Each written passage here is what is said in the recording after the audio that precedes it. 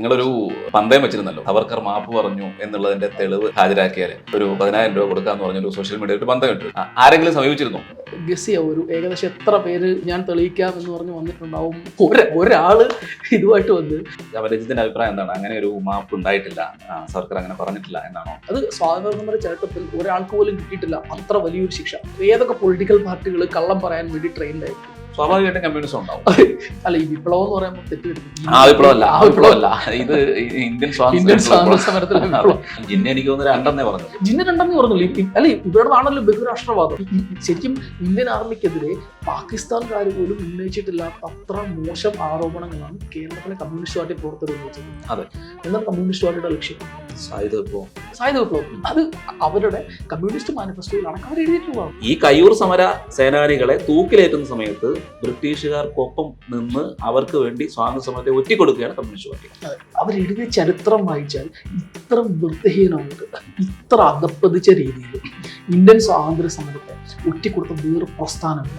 രഞ്ജിത്ത് രവീന്ദ്രൻ, നിങ്ങളൊരു പന്തയം വെച്ചിരുന്നല്ലോ, ഒരു 10,000 രൂപ സവർക്കർ മാപ്പ് പറഞ്ഞു എന്നുള്ളതിന്റെ തെളിവ് ഹാജരാക്കിയാൽ ഒരു 10,000 രൂപ കൊടുക്കാന്ന് പറഞ്ഞൊരു സോഷ്യൽ മീഡിയയിൽ ഒരു പന്തയം ഇട്ടിരുന്നു. ഞങ്ങളൊക്കെ അന്ന് വാർത്ത ചെയ്തിരുന്നു. അത് ആരെങ്കിലും സമീപിച്ചിരുന്നോ? ഇത് 10,000 അല്ല, ശരിക്കും അതിന്റെ താഴെ ഏകദേശം 1.5 ലക്ഷം രൂപയാണ് മുഴുവൻ വാഗ്ദാനം ഉണ്ടായിരുന്നത്. ഒരു 10-20 ആളുകൾ അവരുടെ 10,000-20,000 രൂപ വെച്ചൊക്കെ തരാം എന്ന് ആ രീതിയിലൊരു പന്തയം പോയിരുന്നു. പക്ഷേ ഇപ്പം ഈ വരുന്ന മാർച്ചിൽ അത് 1 വർഷം തകയാണ്. 1 വർഷമാണ് കാലാവധി കൊടുത്തിരുന്നത്. ഗസ് ചെയ്യാം, ഒരു ഏകദേശം എത്ര പേര് ഈ ഒരു ഞാൻ തെളിയിക്കാം എന്ന് പറഞ്ഞ് വന്നിട്ടുണ്ടാവും എന്നൊരു ഏകദേശം ഒരു ഐഡിയ ഉണ്ടാവും. ഈ സോഷ്യൽ മീഡിയയിലുള്ള ബഹളമൊക്കെ അനുസരിച്ച് കുറെ പേര് വരേണ്ടതാണ്. ഒറ്റ മനുഷ്യൻ ഒരാള് ഇതുമായിട്ട് വന്ന് അറ്റ്ലീസ്റ്റ് മാപ്പ് പറഞ്ഞില്ല, പക്ഷെ ഈ മാപ്പിനടുത്ത് ഏകദേശം ഇത് നമുക്ക് വേണമെങ്കിലും മാപ്പാണെന്ന് വ്യാഖ്യാനിക്കാം എന്ന് പറഞ്ഞിട്ട് ഒരാൾ വന്നിരുന്നെങ്കിൽ നമുക്ക് സമാധാനം ഉണ്ടായിരുന്നു. ഒരു മനുഷ്യർ ഈ പോസ്റ്റിലേക്കോ അല്ലെങ്കിൽ ഇതിന്റെ ഏതെങ്കിലും രീതിയിലൂടെ തെളിവോ അങ്ങനെ ഒരാൾ പോലും വന്നിട്ടില്ല. ഇതിന് മറുപടി പറയാൻ, നേരിട്ട് മറുപടി പോലും ആരും പറയാൻ വന്നിട്ടില്ല. ചിലപ്പം ചിലയിടത്തൊക്കെ അത് ഷെയർ ചെയ്യുകയൊക്കെ ചെയ്തിട്ട് കുറച്ച് സ്ഥിരം ഒരു റെട്ടറിക്കുകളൊക്കെ ഉണ്ടല്ലോ, അതിനപ്പുറം അതേക്കുറിച്ചിട്ട് ഒരു രീതിയിലും ആരുടെ സൈഡിലും ഒന്നും ഉണ്ടായിട്ടില്ല. രഞ്ജിത്തിന്റെ അഭിപ്രായം എന്താണ്? അങ്ങനെ ഒരു മാപ്പ് ഉണ്ടായിട്ടില്ല, സർക്കാർ അങ്ങനെ പറഞ്ഞിട്ടില്ല എന്നാണോ പറയുന്നത്? അത് വളരെ ക്ലിയർ ആയല്ലോ. കാരണം ഒരു എത്ര വർഷമായിട്ടുള്ള ഒരു എന്താ പറയുന്നത്, ഒരു പ്രൊപ്പഗണ്ടയാണത്. സവർക്കർ മാപ്പ് പറഞ്ഞു, മാപ്പ് എഴുതി കൊടുത്തു, മാപ്പ് എഴുതി കൊടുത്ത് പുറത്തു വന്നു എന്നാണ്. അല്ല, പൊതുവെ ഇവര് പറയുന്നത് അനുസരിച്ച് സവർക്കർ ജയിലിലേക്ക് കിടന്നിട്ടില്ല എന്നുള്ള രീതിയിലാണ് പലപ്പോഴും ഇവര് പറയുന്നത്. ഇപ്പം ഞാനിങ്ങോട്ട് വരുന്ന വഴിക്ക് അപ്പം എൻ്റെ ഒരു അനന്തരവൻ കൂടെ ഉണ്ടായിരുന്നു. ഞാൻ ഇതില് പരിപാടിയിൽ പങ്കെടുക്കാൻ വേണ്ടി കൊടുക്കുന്നു. അപ്പോൾ ഞാൻ ഇവനോട് ചോദിച്ചു, ഞങ്ങളിങ്ങനെ ഇതേപ്പറ്റി സംസാരിക്കുന്നു, എന്താണ് പരിപാടി, ഞാൻ ഇതേപ്പറ്റി ഇങ്ങനെ സംസാരിക്കുന്നു. അവനൊരു അത്ഭുതം. അല്ല, അപ്പം സവർക്കർ ഒരുപാട് കാര്യങ്ങളൊക്കെ ചെയ്ത ആളാണ്. സവർക്കർ ചെയ്തിട്ടുള്ള ആളാണോ എന്ന് വെച്ചാൽ ഇന്ത്യൻ സ്വാതന്ത്ര്യ സമര ചരിത്രത്തില് ഒരാൾക്ക് പോലും സവർക്കർ അനുഭവിച്ച അത്ര ലെങ്തി ആയിട്ടും കാഠിന്യമുള്ളതായിട്ടുള്ള ജയിൽ ശിക്ഷയില്ല. അതെല്ലാം അറിയാവുന്നൊരു കാര്യമാണല്ലോ. ബാക്കി ഇപ്പം നെഹ്റുവിനോ ഗാന്ധിജിക്കോ ഒക്കെ സ്വാതന്ത്ര്യ സമരത്തിലെ രാഷ്ട്രീയ ഒരു തടവ് ശിക്ഷയാണ് കിട്ടിയതെങ്കിൽ സവർക്കറെ നാട് കടത്തുകയായിരുന്നു. ജീവപര്യന്തം ആൻഡമാനിലേക്ക് ഡിപ്പോർട്ട് ചെയ്യുകയായിരുന്നു. 1 അല്ല 2. അത് സ്വാതന്ത്ര്യ സമര ചരിത്രത്തിൽ ഒരാൾക്ക് പോലും കിട്ടിയിട്ടില്ല അത്ര വലിയൊരു ശിക്ഷ. 2 ജീവപര്യന്തം. അതും ജീവപര്യന്തം. നമ്മൾ ശരിക്കും ജീവപര്യന്തം എന്ന് പറയുമ്പോൾ പോലും അതിൻ്റെ ഒരു കാഠിന്യം കുറച്ച് കാണുകയല്ലേ. ജീവപര്യന്തമല്ല, നാട് കടത്തലാണ്. പണ്ട് ഒരു രാജ്യത്ത് നിന്ന്, ഇന്ത്യയിൽ നിന്ന് ആൻഡമാൻ എന്ന് പറയുന്ന ദ്വീപിലും അവിടുത്തെ ആ ഒരു സ്ഥലത്തേക്കും കൊടും ക്രിമിനലുകളെയും ഒരിക്കലും ബ്രിട്ടീഷ് ഗവൺമെന്റിന് ഇന്ത്യയിൽ അല്ലെങ്കിൽ അവരുടെ കോളനിയിൽ വെച്ചുകൊണ്ടിരിക്കാൻ പറ്റാത്ത അത്ര ക്രിമിനലുകളെയും മറ്റും അവർ നാട് കടത്തിക്കൊണ്ടിരുന്ന സ്ഥലമാണല്ലോ ആൻഡമാൻ. അവിടേക്ക് 2 ജീവപര്യന്തം തടവുമായിട്ടാണ് സവർക്കർ പോകുന്നത്. അപ്പം അതിനെ ഏതെങ്കിലും രീതിയിൽ കുറച്ച് കാണുന്നത് ശരിക്കും അതെ. അത് മാത്രമല്ല, അദ്ദേഹം ജയിലിലേക്ക് കടക്കുമ്പോൾ തന്നെ അദ്ദേഹത്തിന്റെ നെയിം പ്ലേറ്റിൽ അതിലെഴുതിയിരിക്കുന്നത് വെച്ചാൽ കറക്റ്റ് എന്നാണ് അയാളെ വിടുന്നത്, 50 വർഷമാണ് വിടുന്നത് എന്ന് പറഞ്ഞു. അപ്പൊ അന്നൊരു ചോദ്യം ചോദിക്കുന്നു, അപ്പോൾ 50 വർഷമോ എന്ന് ചോദിക്കുമ്പോൾ അയാൾ പറയുന്നുണ്ട്, ഈ 50 വർഷം നിങ്ങളുടെ ഭരണം ഉണ്ടാകണമെന്നില്ലല്ലോ എന്ന് പറയുന്നൊരു സീനുണ്ട്. അതെ. വേറൊരു രസം എന്താണെന്ന് വെച്ചാല്, നമ്മള് ഈ ആൻഡമാനെ കുറിച്ച് അറിയാമല്ലോ, അതൊരു കൽത്തുറങ്കാണ്. ഫുൾ അവിടുത്തെ ഒരു കാലത്ത് ഇവിടെ നിന്ന് കൊണ്ടുപോയിട്ടുള്ള തടവുകാരെ കൊണ്ട് കെട്ടിയുണ്ടാക്കിപ്പിച്ച വലിയൊരു കൽക്കോട്ടയാണല്ലോ ആൻഡമാൻ. അതിലേക്ക് വെളിച്ചം പോലും കടക്കില്ല. ചെറിയ ചെറിയ ജയിലഴികളൊക്കെ നമുക്ക് അതേക്കുറിച്ചിട്ട് വിശദമായിട്ട് അറിയാം. പക്ഷേ ഈ ഒരു സംഭവം നമുക്ക് പറഞ്ഞാൽ മനസ്സിലാകും എന്തായിരുന്നു സവർക്കറിന്റെ അവസ്ഥയെന്ന്.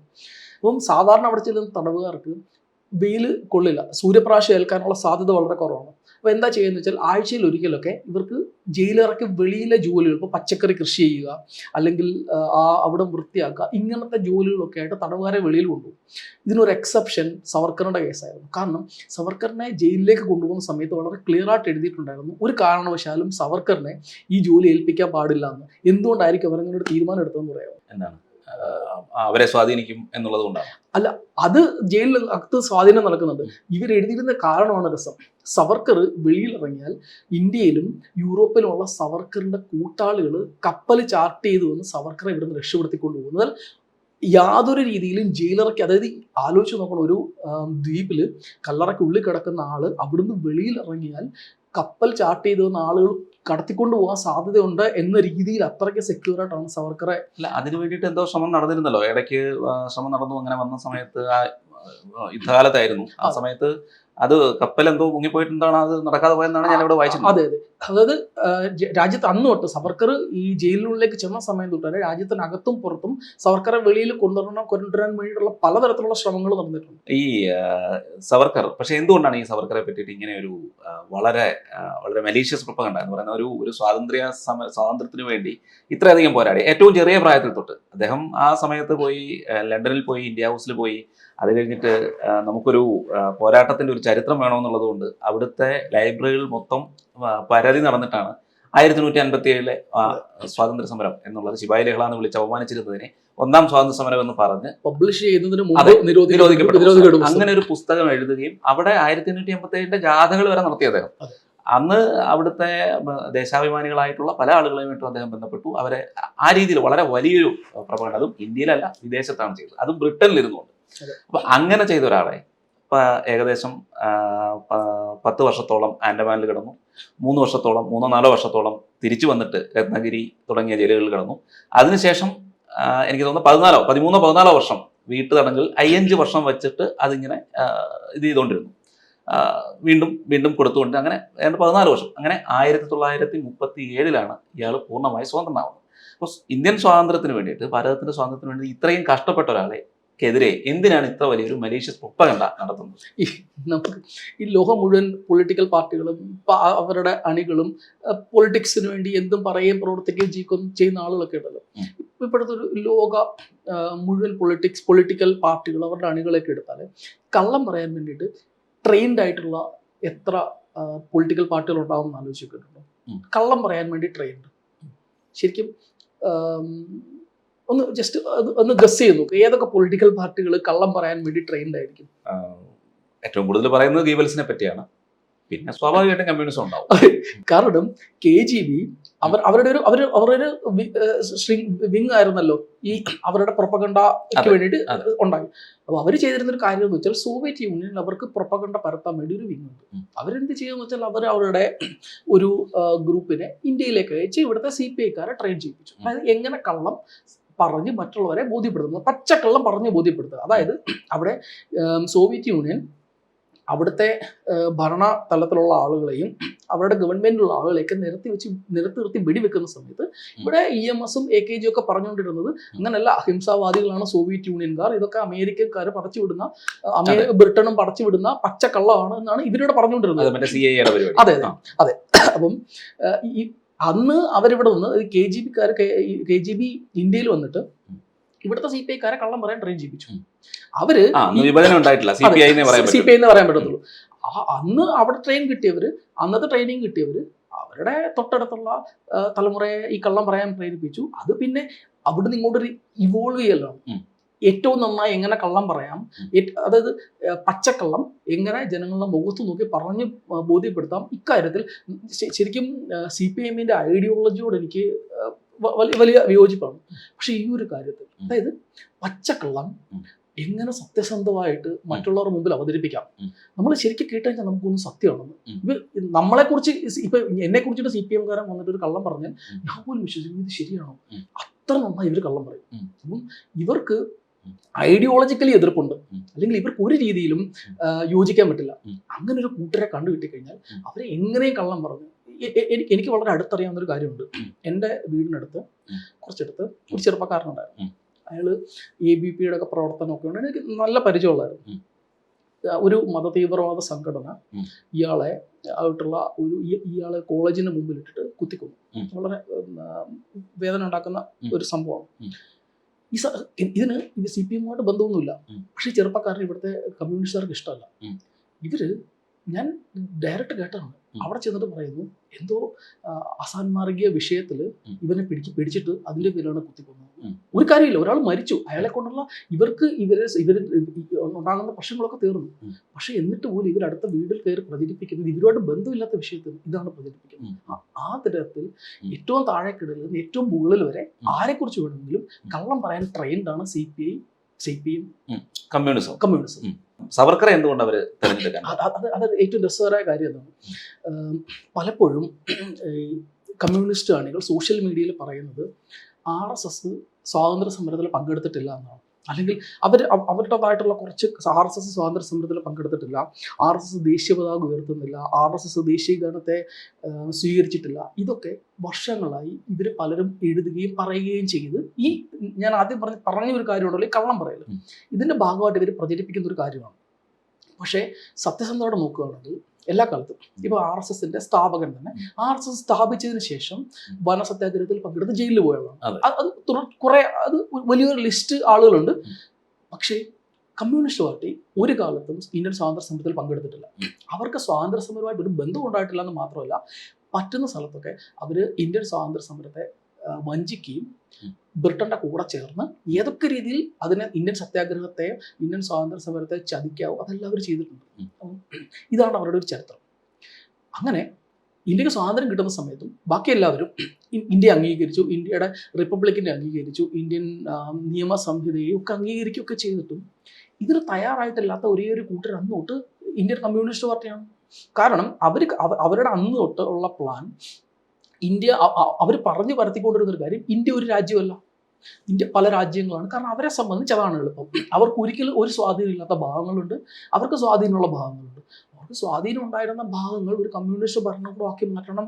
കാരണം ഒരുമിച്ച് നിൽക്കുന്ന സമയത്ത്, ഇന്ത്യ ഒരു രാജ്യമായിട്ട് ഒരുമിച്ച് നിൽക്കുന്ന സമയത്ത് ഇവർക്ക് ഒരിക്കലും അതിൽ നിന്നൊരു ഭാഗം അടർത്തിയെടുത്ത് കമ്മ്യൂണിസ്റ്റ് ഭരണ പ്രദേശം ഉണ്ടാക്കാൻ പറ്റില്ല. അതുകൊണ്ട് തന്നെ ജിന്നയുടെ ദ്വിരാഷ്ട്രവാദത്തെ ഇവർ ആദ്യം അംഗീകരിച്ചു. കാരണം ഒരു ഭാഗം പോയി കിട്ടിയല്ലോ, ബാക്കിയുള്ളതെന്ന് നോക്കിയാൽ മതിയല്ലോ. ജിന്ന എനിക്ക് തോന്നുന്നു രണ്ടെന്നേ പറഞ്ഞുള്ളൂ. ജിന്ന രണ്ടെന്നേ പറഞ്ഞുള്ളൂ. അല്ലെ, ഇവരുടെതാണല്ലോ ബഹുരാഷ്ട്രവാദം. ഇവരുടെ വാദം ഇന്ത്യ എല്ലാ കാലത്തും പല രാജ്യങ്ങളുടെ കൂട്ടമാണ്, ഇന്ത്യ ഒരു രാജ്യമല്ല എന്നുള്ള സിദ്ധാന്തമായിരുന്നു ഇവർ മുമ്പോട്ട് വെച്ചത്. പല രാജ്യങ്ങളുടെ സംഘാതമാണ്. അതെ, അതായിരുന്നല്ലോ അവർ മുമ്പോട്ട് വെച്ചത്. അപ്പൊ ഈ സവർക്കറെ എന്തുകൊണ്ട്, സവർക്കർക്കെതിരെ ഈ ഒരു പ്രൊപ്പഗണ്ട, അതായത് സവർക്കർക്കെതിരെ പറയുമ്പോൾ നമ്മൾ ശ്രദ്ധിക്കേണ്ട ഒരു കാര്യം, ഒരു മനുഷ്യൻ അത്രത്തോളം പീഡനങ്ങൾ, യാതനകൾ അനുഭവിച്ച് ജയിലിൽ കിടന്നു. അത് ജയിലിൽ കിടന്ന് വേറെ ഒന്നുമല്ല. ഇപ്പോൾ ഈ ജയിലിൽ കിടന്ന് അദ്ദേഹത്തിന്റെ സ്വന്തം കാര്യത്തിനോ അല്ലെങ്കിൽ മറ്റു കാര്യങ്ങൾക്കൊന്നുമല്ല, കൃത്യമായിട്ട് സ്വാതന്ത്ര്യ സമരത്തിന് വേണ്ടിയിട്ട് പോരാടിയിട്ട് തന്നെയാണ് ജയിലിൽ കിടന്നത്. അതിനുശേഷം ഇത്രയും തടവ് ശിക്ഷ അനുഭവിച്ചു. എന്നിട്ടും ഇദ്ദേഹത്തിനെതിരെ വളരെ മോശമായ പദപ്രയോഗങ്ങൾ, അതായത് ഈ പറയുന്ന പോലെ ഷൂ ഉൾപ്പെടെയുള്ള പറഞ്ഞുകൊണ്ട് ഉള്ള പദപ്രയോഗങ്ങൾ നടത്തുന്ന ആളുകളാണ് ഇവർ. പക്ഷേ അതിൽ വലിയ തമാശയുണ്ട്. ഈ പറയുന്ന ആളുകൾ ഏറ്റവും മനോഹരമായിട്ട് ഇന്ത്യൻ സ്വാതന്ത്ര്യ സമരത്തെ, അതായത് ഗാന്ധിജിക്കെതിരെ, സുഭാഷ് ചന്ദ്രബോസിനെതിരെ, ക്വിറ്റ് ഇന്ത്യ സമരത്തിനെതിരെ എല്ലാം പോട്ടെ, ഇതെല്ലാം പറഞ്ഞ ശേഷം അന്ന് ബ്രിട്ടീഷ് പട്ടാളക്കാർക്ക് വിനോദോപാധിയായിട്ട് നാടകങ്ങളോ, തെരുവ് നാടകങ്ങളോ അല്ലെങ്കിൽ ഡാൻസുകളൊക്കെ സംഘടിപ്പിക്കാമെന്ന് വരെ ഇവരെഴുതി കൊടുത്തിട്ടുണ്ട്. ഇത് നമ്മൾ ഈ പറഞ്ഞുകൊണ്ടിരുന്ന കാര്യമായിട്ട് നമുക്ക് ശരിക്കും കണ്ടിന്യൂസ് അത് മനസ്സിലാവും. കാരണം ഇതായിരുന്നു ഇവരുടെ സ്വാതന്ത്ര്യ സമര ചരിത്രം. അപ്പൊ ഇവർ അതിനുശേഷം പ്ലാൻ ചെയ്തിട്ടിരുന്നത് ഏതെങ്കിലുമൊക്കെ രീതിയിൽ ഇന്ത്യൻ ഗവൺമെന്റിനെ അട്ടിമറിക്കാം. ഇവർ കരുതിയിരുന്നു സോവിയറ്റ് യൂണിയൻ ഇന്ത്യയെ സഹായിക്കും, ഇവരെ സഹായിക്കും, ഈ എന്താണ് ഒരു കമ്മ്യൂണിസ്റ്റ് രാജ്യം ഉണ്ടാക്കാനെന്നാണ്. ഈ തെലുങ്കാന വിപ്ലവമൊക്കെ ഇവർ പ്ലാൻ ചെയ്തത് ഇന്ത്യ അട്ടിമറിച്ച് ഭരണം പിടിക്കുക എന്നുള്ളതാണ്. പക്ഷെ ഇത് സ്റ്റാർട്ട് ചെയ്തപ്പോൾ അവർക്ക് മനസ്സിലായി ഇത് അടിച്ചമർത്തപ്പെട്ടു, ശക്തമായിട്ട് അടിച്ചമർത്തപ്പെട്ടു. കാരണം നമ്മൾ ഏതെങ്കിലും രീതിയിൽ എതിർപ്പുണ്ടായിരുന്നെങ്കിൽ, എന്താ പറയുക, പല എതിർഭിപ്രായങ്ങൾ ഉണ്ടായിരുന്നെങ്കിലും ഇന്ത്യയുടെ സൈന്യം സ്വാതന്ത്ര്യാനന്തര കാലം തൊട്ട് വളരെ ശക്തമായിരുന്നു. തെലുങ്കാന വിപ്ലവമൊക്കെ അടിച്ചമർത്തപ്പെട്ടു. ഇതിനുശേഷം, ഈ തെലുങ്കാന വിപ്ലവത്തിന് ശേഷം സ്റ്റാലിൻ ഇവരെ USSRലേക്ക് വിളിക്കുകയും ഇവരോട് ഒരു കാര്യം ക്ലിയറായി പറഞ്ഞു, നിലവിൽ നിങ്ങളെ സഹായിക്കാൻ തൊട്ടടുത്തൊരു കമ്മ്യൂണിസ്റ്റ് രാജ്യമില്ല. അതുകൊണ്ട് നിങ്ങളുടെ ഏറ്റവും ബെസ്റ്റ് സ്ട്രാറ്റജി ഒരു കമ്മ്യൂണിസ്റ്റ് രാജ്യം തൊട്ടടുത്ത് നിലവിൽ വരുന്നത് വരെ ഇന്ത്യൻ ജനാധിപത്യത്തിന്റെ ഭാഗമായിട്ട് നിലനിൽക്കുക. അതിനുശേഷം എപ്പോഴാണോ നിങ്ങൾക്ക് അടുത്തൊരു കമ്മ്യൂണിസ്റ്റ് രാജ്യം, ശക്തമായ കമ്മ്യൂണിസ്റ്റ് രാജ്യം സഹായിക്കാനുള്ളത്, കാരണം USSRന് ഇവിടെ വന്ന് ഇവരെ സഹായിക്കാൻ പറ്റില്ല. എന്നാണോ ഇത് റെഡിയായി വരുന്നത് അതുവരെ നിങ്ങൾ ഇന്ത്യൻ ജനാധിപത്യത്തെ അംഗീകരിക്കുക. അങ്ങനെയാണ് ഇവർ ഈ ജനകീയ ജനാധിപത്യം വിപ്ലവം എന്നുള്ള സാധനമൊക്കെ ആയിട്ട് വന്നത്. ഈ സാധനമൊക്കെ ആയിട്ട് വന്നു കഴിഞ്ഞപ്പോഴല്ലേ രസം. പേരിന് മറ്റേ ഒരു ഇത് കടമെടുത്താൽ സ്വാതന്ത്ര്യ സമരം നടക്കുന്ന സമയത്ത് വേലിക്കൽ ചെന്ന് സത്യാഗ്രഹം നടക്കുന്നോ എന്ന് നോക്കാൻ പോലും നിന്ന ഒരുത്തൻ കൂടെ ഇല്ല. കാരണം ജനാധിപത്യത്തിലേക്ക് ഇറങ്ങുകയല്ലേ. അങ്ങനെ ഇവർ തപ്പി നോക്കിയപ്പോൾ ഇവർക്ക് മനസ്സിലായി ഇവർക്ക് കൂട്ടത്തിൽ ഒരാളില്ല. ഇവർ ചെയ്യുന്ന ഒരു കാര്യമെന്ന് വെച്ചാൽ ഭഗത് സിംഗിന്റെ കൂടെ പ്രവർത്തിച്ചിട്ടുള്ള, അതായത് ഭഗത് സിംഗ് പ്രവർത്തിച്ചിരുന്ന കാലത്ത് അതിലൊക്കെ ചെറുതായി പ്രവർത്തിച്ചിരുന്നു, അതിൽ വലിയ നേതാവൊന്നുമല്ല, അങ്ങനെയായിരുന്നു അജയ് ഘോഷിനെ പോലുള്ള 1-2 ആളുകൾ അവസാന സമയത്ത് CPI ചേർന്നിട്ടുണ്ട്. അങ്ങനെയാണ് അവർ അജയ് ഘോഷിനെ പിടിച്ചിട്ട് പാർട്ടിയുടെ തലപ്പത്തേക്ക് കൊണ്ടുവരുന്നത്. പക്ഷെ അപ്പോഴും അവർ നേരിട്ട ഏറ്റവും വലിയ ചലഞ്ച് എന്താണെന്ന് വെച്ചാൽ നിങ്ങൾക്ക് ഈ ജനങ്ങൾ, കാരണം തൊട്ടപ്പുറത്ത് വലിയ നെഹ്റു ആയാലും അല്ലെങ്കിൽ അങ്ങനെ കോൺഗ്രസിൽ വലിയ നേതാക്കളൊക്കെ ഉണ്ട്, പാരമ്പര്യ നേതാക്കളുണ്ട്. അവർക്കെതിരെ മത്സരിക്കാൻ നിങ്ങൾക്ക് ഏതെങ്കിലും പാരമ്പര്യം പറയണ്ടേ? സ്വാഭാവികമായിട്ട് ഇവർ ഇങ്ങനെ ചെയ്തു. അജയ് ഘോഷ് മറ്റേ ഭഗത് സിംഗിന്റെ കൂടെ കുറച്ച് നടന്നിട്ടൊക്കെ ഉണ്ടെന്ന് തോന്നുന്നു എന്നൊക്കെ ആളുകൾക്ക് പറയാവുന്ന ഒരാൾ. അങ്ങനെ ഇവരെന്ത് ചെയ്തെന്ന് വെച്ചാൽ ഭഗത് സിംഗ്, സുഭാഷ് ചന്ദ്രബോസ് ആലോചിച്ച് നോക്കണം. ഇവരെയൊക്കെ ഇവരുടെ പാർട്ടിയുടെ പോസ്റ്ററുകൾ ഇവർ കൊണ്ടുവന്ന് തുടങ്ങി. അപ്പോൾ ആലോചിച്ച് നോക്കണം, സുഭാഷ് ചന്ദ്രബോസിനെ കുറിച്ചിട്ട് ശരിക്കും ഫോട്ടോ ആണെങ്കിൽ കാണിക്കുക, സുഭാഷ് ചന്ദ്രബോസിനെ ഒരു പന്നിയുടെ മുഖം കാണിച്ചിട്ട് വരച്ച കാർട്ടൂൺ ഇവർ പബ്ലിഷ് ചെയ്തിട്ടുണ്ട്. CPIയുടെ മുഖപത്രം പബ്ലിഷ് ചെയ്തിട്ടുണ്ട്. സുഭാഷ് ചന്ദ്രബോസ് പീപ്പിൾസ് വാർ ആണെന്ന് തോന്നുന്നു. അത് സുഭാഷ് ചന്ദ്രബോസിന് ഒരു പന്നിയുടെ മുഖം വെച്ചിട്ടാണ് അവർ വരച്ചിരിക്കുന്നത്. ഭഗത് സിംഗിൻ്റെത് ഭഗത് സിംഗ് വലിയ കമ്മ്യൂണിസ്റ്റ് ആണെന്ന് പലരും പറയുന്നെങ്കിലും അന്ന് ഭഗത് സിംഗ് ജീവിച്ചിരുന്ന കാലത്ത് അവർ എഴുതിയിട്ടുണ്ട് ഭഗത് സിംഗിൻ്റെ അതൊരു മാനസിക പ്രശ്നമാണെന്നും ഭഗത് സിംഗിൻ്റെ ഒരു കാരണവശാലും വിപ്ലവമല്ലെന്നും ഇവർ പ്രതിവിപ്ലവം എന്നൊക്കെ പറഞ്ഞിട്ട് അതിനൊരു എന്താ പറയുക പ്രതികാര മനോഭാവമാണെന്നും. കാരണം ഭഗത് സിംഗിന് കമ്മ്യൂണിസത്തിനൊപ്പം അല്ലല്ലോ, അപ്പൊ പിന്നെ എന്ത് ചെയ്താലും വിപ്ലവമല്ല.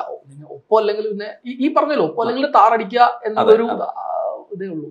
അപ്പം അങ്ങനെ ഈ സുഭാഷ് ചന്ദ്രബോസിനെയും ഭഗത് സിംഗിനെയൊക്കെ വീണ്ടും ഇവരൊരു തരത്തിൽ ഇവരുടെ അത് ഭഗത് സിംഗിനെ കുറിച്ച് വീണ്ടും ഒരു വലിയ വിഷയമാണ്. കാരണം ഇവർ ജയിൽ ഡയറിയൊക്കെ എടുത്തിട്ടുണ്ട്. ഭഗത് സിംഗ് കമ്മ്യൂണിസ്റ്റ് ആണെന്ന് പറയുന്നത്. പക്ഷേ അത് വളരെ ഒരു കോൺട്രവേഴ്സ്യലായ സബ്ജക്റ്റാണ്. കാരണം ജയിൽ ഡയറിയിൽ തന്നെ കുറേ പേജുകൾ പോയി. ഈ കാലത്താണ് ജയിൽ ഡയറി റീസർഫസ് ചെയ്യുന്നത്. അതായത് ഭഗത് സിംഗിന്റെ ജയിൽ ഡയറി കുറേ കാലം ആർക്കും അറിയില്ല എവിടെ ഉണ്ടെന്ന്. ഈ ഒരു ജനകീയ ജനാധിപത്യ വിപ്ലവം വരുന്നതോടുകൂടിയിട്ടാണ് പെട്ടെന്ന് ഒരു ദിവസം ഭഗത് സിംഗിന്റെ ജയിൽ ഡയറി വരുന്നു. അതിലെ കുറേ പേജുകൾ മിസ്സിംഗ് ആണ്. ആ പേജിൽ എന്താണെന്ന് നമുക്കറിയില്ല. ഈ ജയിൽ ഡയറിയിൽ ഇദ്ദേഹം കമ്മ്യൂണിസത്തെ പഠിക്കാൻ ശ്രമിച്ചിട്ടുണ്ട്. ഇതൊക്കെയാണ് ശരിക്കും അവിടെയുള്ളത്. അതൊക്കെ വെച്ചിട്ട് ഇവർ തുടർച്ചയായിട്ട് പിന്നെ ഈ ഇടത് ബുദ്ധിജീവികൾ നിരന്തരം എഴുതാൻ തുടങ്ങി. ഭഗത് സിംഗ് കമ്മ്യൂണിസ്റ്റാണ്, സുഭാഷ് ചന്ദ്രബോസ് ഇടതുപക്ഷമാണ്. എഴുതി അങ്ങനെ ഒരു അതായത് ഇവർക്കൊരു പാരമ്പര്യം ഉണ്ട് എന്ന് ഇവർ എഴുതി സ്ഥാപിച്ചു കൊണ്ടിരുന്നു. ഇതേ സമയത്ത് മറുഭാഗത്ത് സവർക്കറിനെ പോലെയുള്ള വലിയ ആളുകൾ ഒരു രീതിയിൽ ഇവർക്ക് ഭഗത് സിംഗ് ആയാലും മഹാത്മാഗാന്ധി ആയാലും ഒക്കെ നെഹ്റുവിനെ പക്ഷേ ഇവർക്ക് പല രീതിയിൽ അംഗീകരിക്കും. കാരണം നെഹ്റു ഒരു സോഷ്യലിസ്റ്റ് ഇടതുപക്ഷ അനുഭാവമാണ്. ആദ്യ കാലത്ത് സോവിയറ്റ് മാത്രമല്ല, നെഹ്റു ഇന്ത്യക്ക് സ്വാതന്ത്ര്യം കിട്ടുന്നതിന് മുമ്പ് തന്നെ പ്രഖ്യാപിച്ചിട്ടുണ്ട് തൻ്റെത് ഇടതുപക്ഷ തൻ്റെ സോഷ്യലിസ്റ്റ് ഗവൺമെന്റ് ആയിരുന്നു. സോവിയറ്റ് യൂണിയനിലെ പാർട്ടി അദ്ദേഹത്തെ സഖാവ് എന്നാണ് വിളിച്ചിരുന്നത്. അതെ, നെഹ്റു അതായത് കേരളത്തിലായിരുന്നെങ്കിൽ നെഹ്റു ഒരു CPIയിലേക്ക് പോവായിരുന്ന ഒരു നേതാവാണ്. അവിടെ ഇവർക്ക് വലിയ റോൾ ഇല്ലാതിരുന്നതുകൊണ്ട് മാത്രം അദ്ദേഹം കോൺഗ്രസ്സിൽ വന്നു. അപ്പം ബാക്കിയുള്ളവർ വലിയ ബിംബങ്ങളാണ്.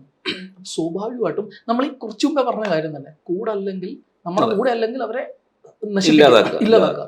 അപ്പം അവർക്ക് പറ്റിയൊരു ടാർഗറ്റ് ആയിരുന്നു. പക്ഷെ ആലോചിച്ച് നോക്കേണ്ട കാര്യം EMS അടക്കമുള്ള ആളുകളൊക്കെ ആ സമയത്ത് വീർ സവർക്കർ എന്ന് തന്നെയാണ് അഭിസംബോധന ചെയ്യുകയും സവർക്കറിനെ പറ്റി ഉള്ള മഹത്തായ കാര്യങ്ങളൊക്കെ തന്നെ ആണ് എന്ന് പറഞ്ഞിട്ടാണ് ഇവരൊക്കെ എഴുതിയത്.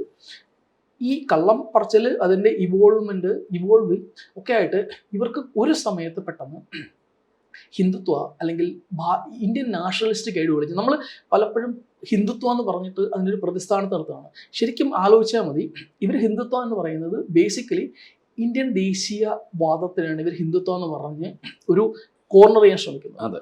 ഇന്ത്യൻ ദേശീയതയുടെ ഏറ്റവും വലിയ ബിംബങ്ങൾ ആരെ വേണമെങ്കിലും എടുത്തു. ഇന്ത്യൻ ദേശീയതയുടെ ഏറ്റവും വലിയ ബിംബങ്ങൾ ആരെങ്കിലും കമ്മ്യൂണിസ്റ്റുമായിട്ട് അംഗീകരിച്ചിട്ടുണ്ടോ?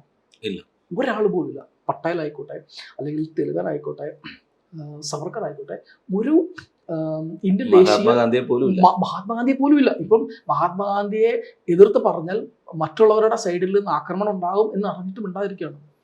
ഏതെങ്കിലും ഇന്ത്യൻ ദേശീയ ബിംബങ്ങൾ, ഉദാഹരണത്തിന് എന്നാണ് ആദ്യമായിട്ട് ഇത് തിരിച്ച് ഓരോ കമ്മ്യൂണിസ്റ്റ് പാർട്ടി പ്രവർത്തനവും ചോദിക്കുന്ന ഒരു ചോദ്യമാണ്, എന്നാണ് ആദ്യമായിട്ട് ഇന്ത്യൻ ദേശീയ പതാക ഒരു കമ്മ്യൂണിസ്റ്റ് പാർട്ടി ഓഫീസിൽ ഉയർത്തിയത്?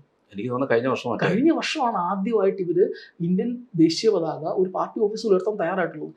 ഇവരാണ് RSS ഉയർത്തിയിട്ടില്ല എന്ന് കുറ്റം പറഞ്ഞു നടക്കുന്നത്.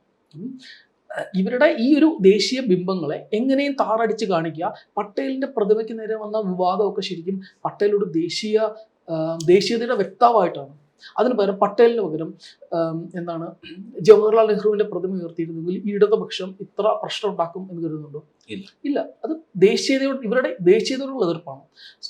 സ്വാഭാവികമായിട്ടും ദേശീയതയുടെ ഏറ്റവും വലിയ ബിംബങ്ങൾ എന്ന് പറഞ്ഞാൽ ഇന്ത്യൻ സ്വാതന്ത്ര്യ സമര കാലം തൊട്ട് സവർക്കർ ഇന്ത്യൻ ദേശീയതയുടെ ഏറ്റവും വലിയ ബിംബമാണ്. അപ്പോൾ സ്വാഭാവികമായിട്ടും ആദ്യം നമ്മൾ പറഞ്ഞല്ലോ, ഇന്ത്യ ഒരു രാജ്യമായിട്ട് നിൽക്കുകയാണെങ്കിൽ ഒരു കാലത്തും ഇവരുടെ കമ്മ്യൂണിസ്റ്റ് രാജ്യം എന്നൊരു ഈ എന്താ പറയുക South Indian united, Keralam cutting South India, ഇതൊക്കെ ഈ വിഘടനവാദത്തിന്റെ ഒരു തലമാണ്.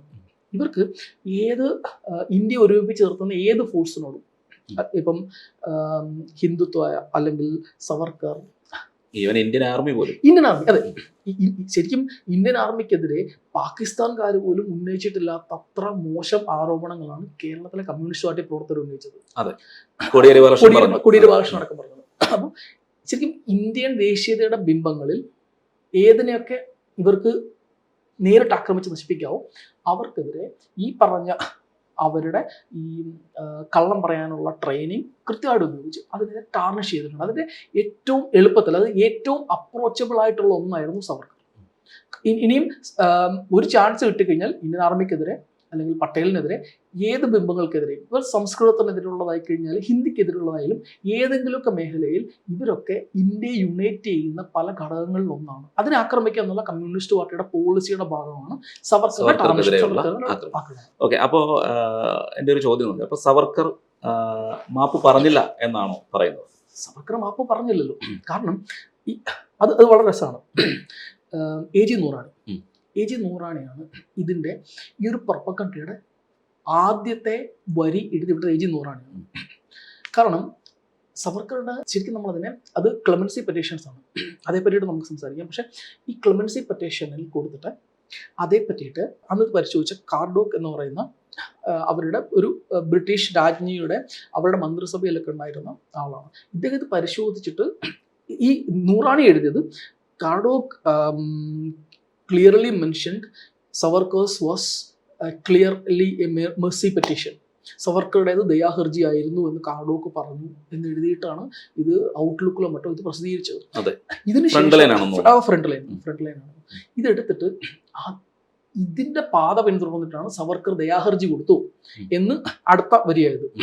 അതിനടുത്ത വരി എഴുതി സവർക്കർ മാപ്പ് എഴുതി. അതായത് മെർസി പെറ്റീഷൻ കൊടുത്തു, അത് ദയാഹർജിയായി മാപ്പ് എഴുതി. ഇനിയും ഇതിന്റെ അടുത്ത വരിയുണ്ട്. ഈ നൂറാണി കോട്ട് ചെയ്തതിന്റെ അടുത്ത ലൈൻ പറയുന്നത് സവർക്കർ പക്ഷെ ഒരിക്കലും സവർക്കർക്ക് ചെയ്ത കാര്യത്തിൽ വിഷമമോ പശ്ചാത്താപമോ ഉണ്ടായിട്ടില്ല, അതുകൊണ്ട് ക്ലെമൻസി റിജക്റ്റ് ചെയ്യണം എന്നാണ് ഈ ഇതിന്റെ അടുത്ത വരി. ഇത് വെട്ടിമാറ്റിയിട്ട് അതിന് തൊട്ട് മുമ്പിലത്തെ വരി മാത്രം ഉപയോഗിച്ചിട്ട് AG നൂറാണി ഇതേ പറ്റിയിട്ട് എഴുതി. അവിടെ നിന്നാണ് മറ്റ് ഇടതുപക്ഷ ബുദ്ധിജീവികൾ ഈ വിഷയത്തിൽ എഴുതി തുടങ്ങുന്നത്. പക്ഷെ എനിക്ക് തോന്നുന്നത് ആ ഒരു കാലത്തിന് മുന്നേ വരെ, അതായത് ഈ പറയുന്ന AG നൂറാണി ഇങ്ങനെയുള്ള പ്രൊപ്പഗണ്ട വരുന്നതിന് മുന്നേ വരെ കമ്മ്യൂണിസ്റ്റ് പാർട്ടിയിലുള്ളവർ സവർക്കർ അംഗീകരിച്ചിട്ടുണ്ട് എൻ്റെ അറിവിൽ. അതിനുശേഷം ഹിന്ദുത്വ പ്ലസ് സവർക്കർ പ്ലസ് BJPയുടെ രാഷ്ട്രീയം, ഈ ഒരു രാഷ്ട്രീയം മുന്നോട്ട് വന്ന് തുടങ്ങിയപ്പോഴാണ് സവർക്കർ ഇവർക്ക് അനഭിമതനാകുന്നത്. അതെ, കറക്റ്റാണ്.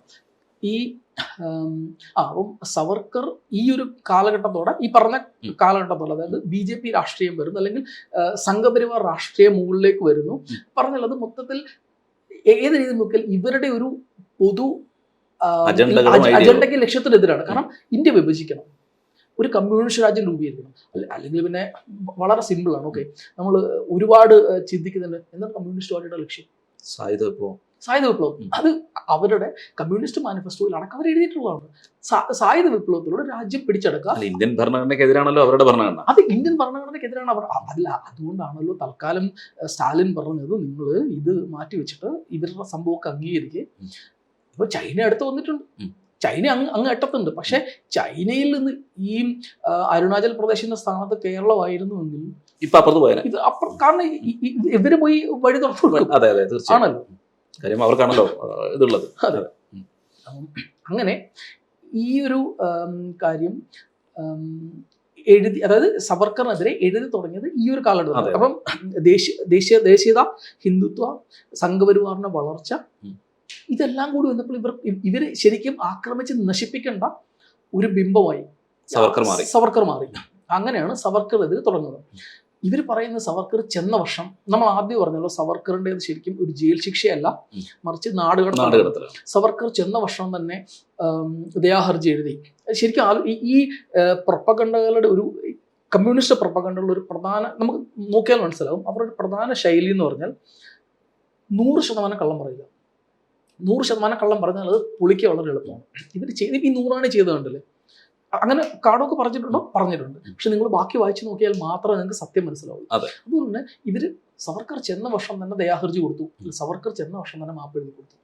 ഇതാണ് പറയുക. പക്ഷെ സവർക്കർ ചെന്ന വർഷം ആ സവർക്കറിന്റെ ആദ്യത്തെ സവർക്കറിന്റെ അവൈലബിൾ ആയിട്ടുള്ള എല്ലാ ക്ലെമൻസി പെറ്റീഷനുകളുടെയും ഡീറ്റെയിൽസ് തപ്പിയെടുക്കാവുന്ന ആർക്കൈവ്സിൽ നിന്ന് നോക്കി വായിച്ചിട്ടുണ്ട്. അപ്പോൾ ചെന്ന വർഷം സവർക്കർ എഴുതി കൊടുത്തത് സവർക്കറിനെ ഇന്ത്യയിലോ ബർമയിലേക്കോ ഉള്ള ഏതെങ്കിലും ജയിലിലേക്ക് മാറ്റണം എന്നാണ്. ജയിലിൽ നിന്ന് പുറത്തു വിടണമെന്നൊന്നുമില്ല, ഇന്ത്യയിലോ ബർമയിലോ ഉള്ള ഏതെങ്കിലും ജയിലിലേക്ക് മാറ്റണം എന്നാണ്. എനിക്ക് തോന്നുന്നത് അന്നത്തെ സ്വാതന്ത്ര്യ സമര സേനാനികൾക്ക് അനുവദനീയമായിട്ടുള്ള പല കാര്യങ്ങളും ഉണ്ടായിരുന്നു. അതായത് ഒരു ബ്രിട്ടീഷ് ഭരണത്തിന്റെ കീഴിൽ ജയിലുകളിലായിക്കോട്ടെ എവിടെയായിക്കോട്ടെ ചില നിയമങ്ങളും ആനുകൂല്യങ്ങളും എല്ലാവർക്കും ഉണ്ട്. ഈ ആനുകൂല്യങ്ങളെല്ലാം നെഹ്റു, ഗാന്ധിജി ഉൾപ്പെടെയുള്ളവർ ഉപയോഗിച്ചിട്ടുണ്ട്. അല്ല, അത് നിയമങ്ങളും ആനുകൂല്യങ്ങളും എന്നൊക്കെ പറയുമ്പോൾ ശരിക്കും മനസ്സിലാക്കേണ്ട കുറച്ച് കാര്യങ്ങളുണ്ട്. EMS വളരെ കുറച്ചാലും 3 മാസം മറ്റൊരു ജയിലിൽ കിടന്നിട്ടുണ്ട്. ജയിലിൽ ചെന്ന് EMS ആവശ്യപ്പെട്ടത്, ഞാൻ ഏലംകുളം മനയിലെ തിരുമേനിയാണ്, A ക്ലാസ് ജയിൽ വേണമെന്നാണ്. അങ്ങനെ EMS A ക്ലാസ് ജയിലിലാണ് കിടന്നത്. സൗകര്യം നെഹ്റു, ഗാന്ധിജിയൊക്കെ കിടന്ന A ക്ലാസ്. ഇതിൽ ഒരു കാര്യം ഞാൻ വളരെ ആത്മാർത്ഥത്തിൽ തന്നെ പറയാം.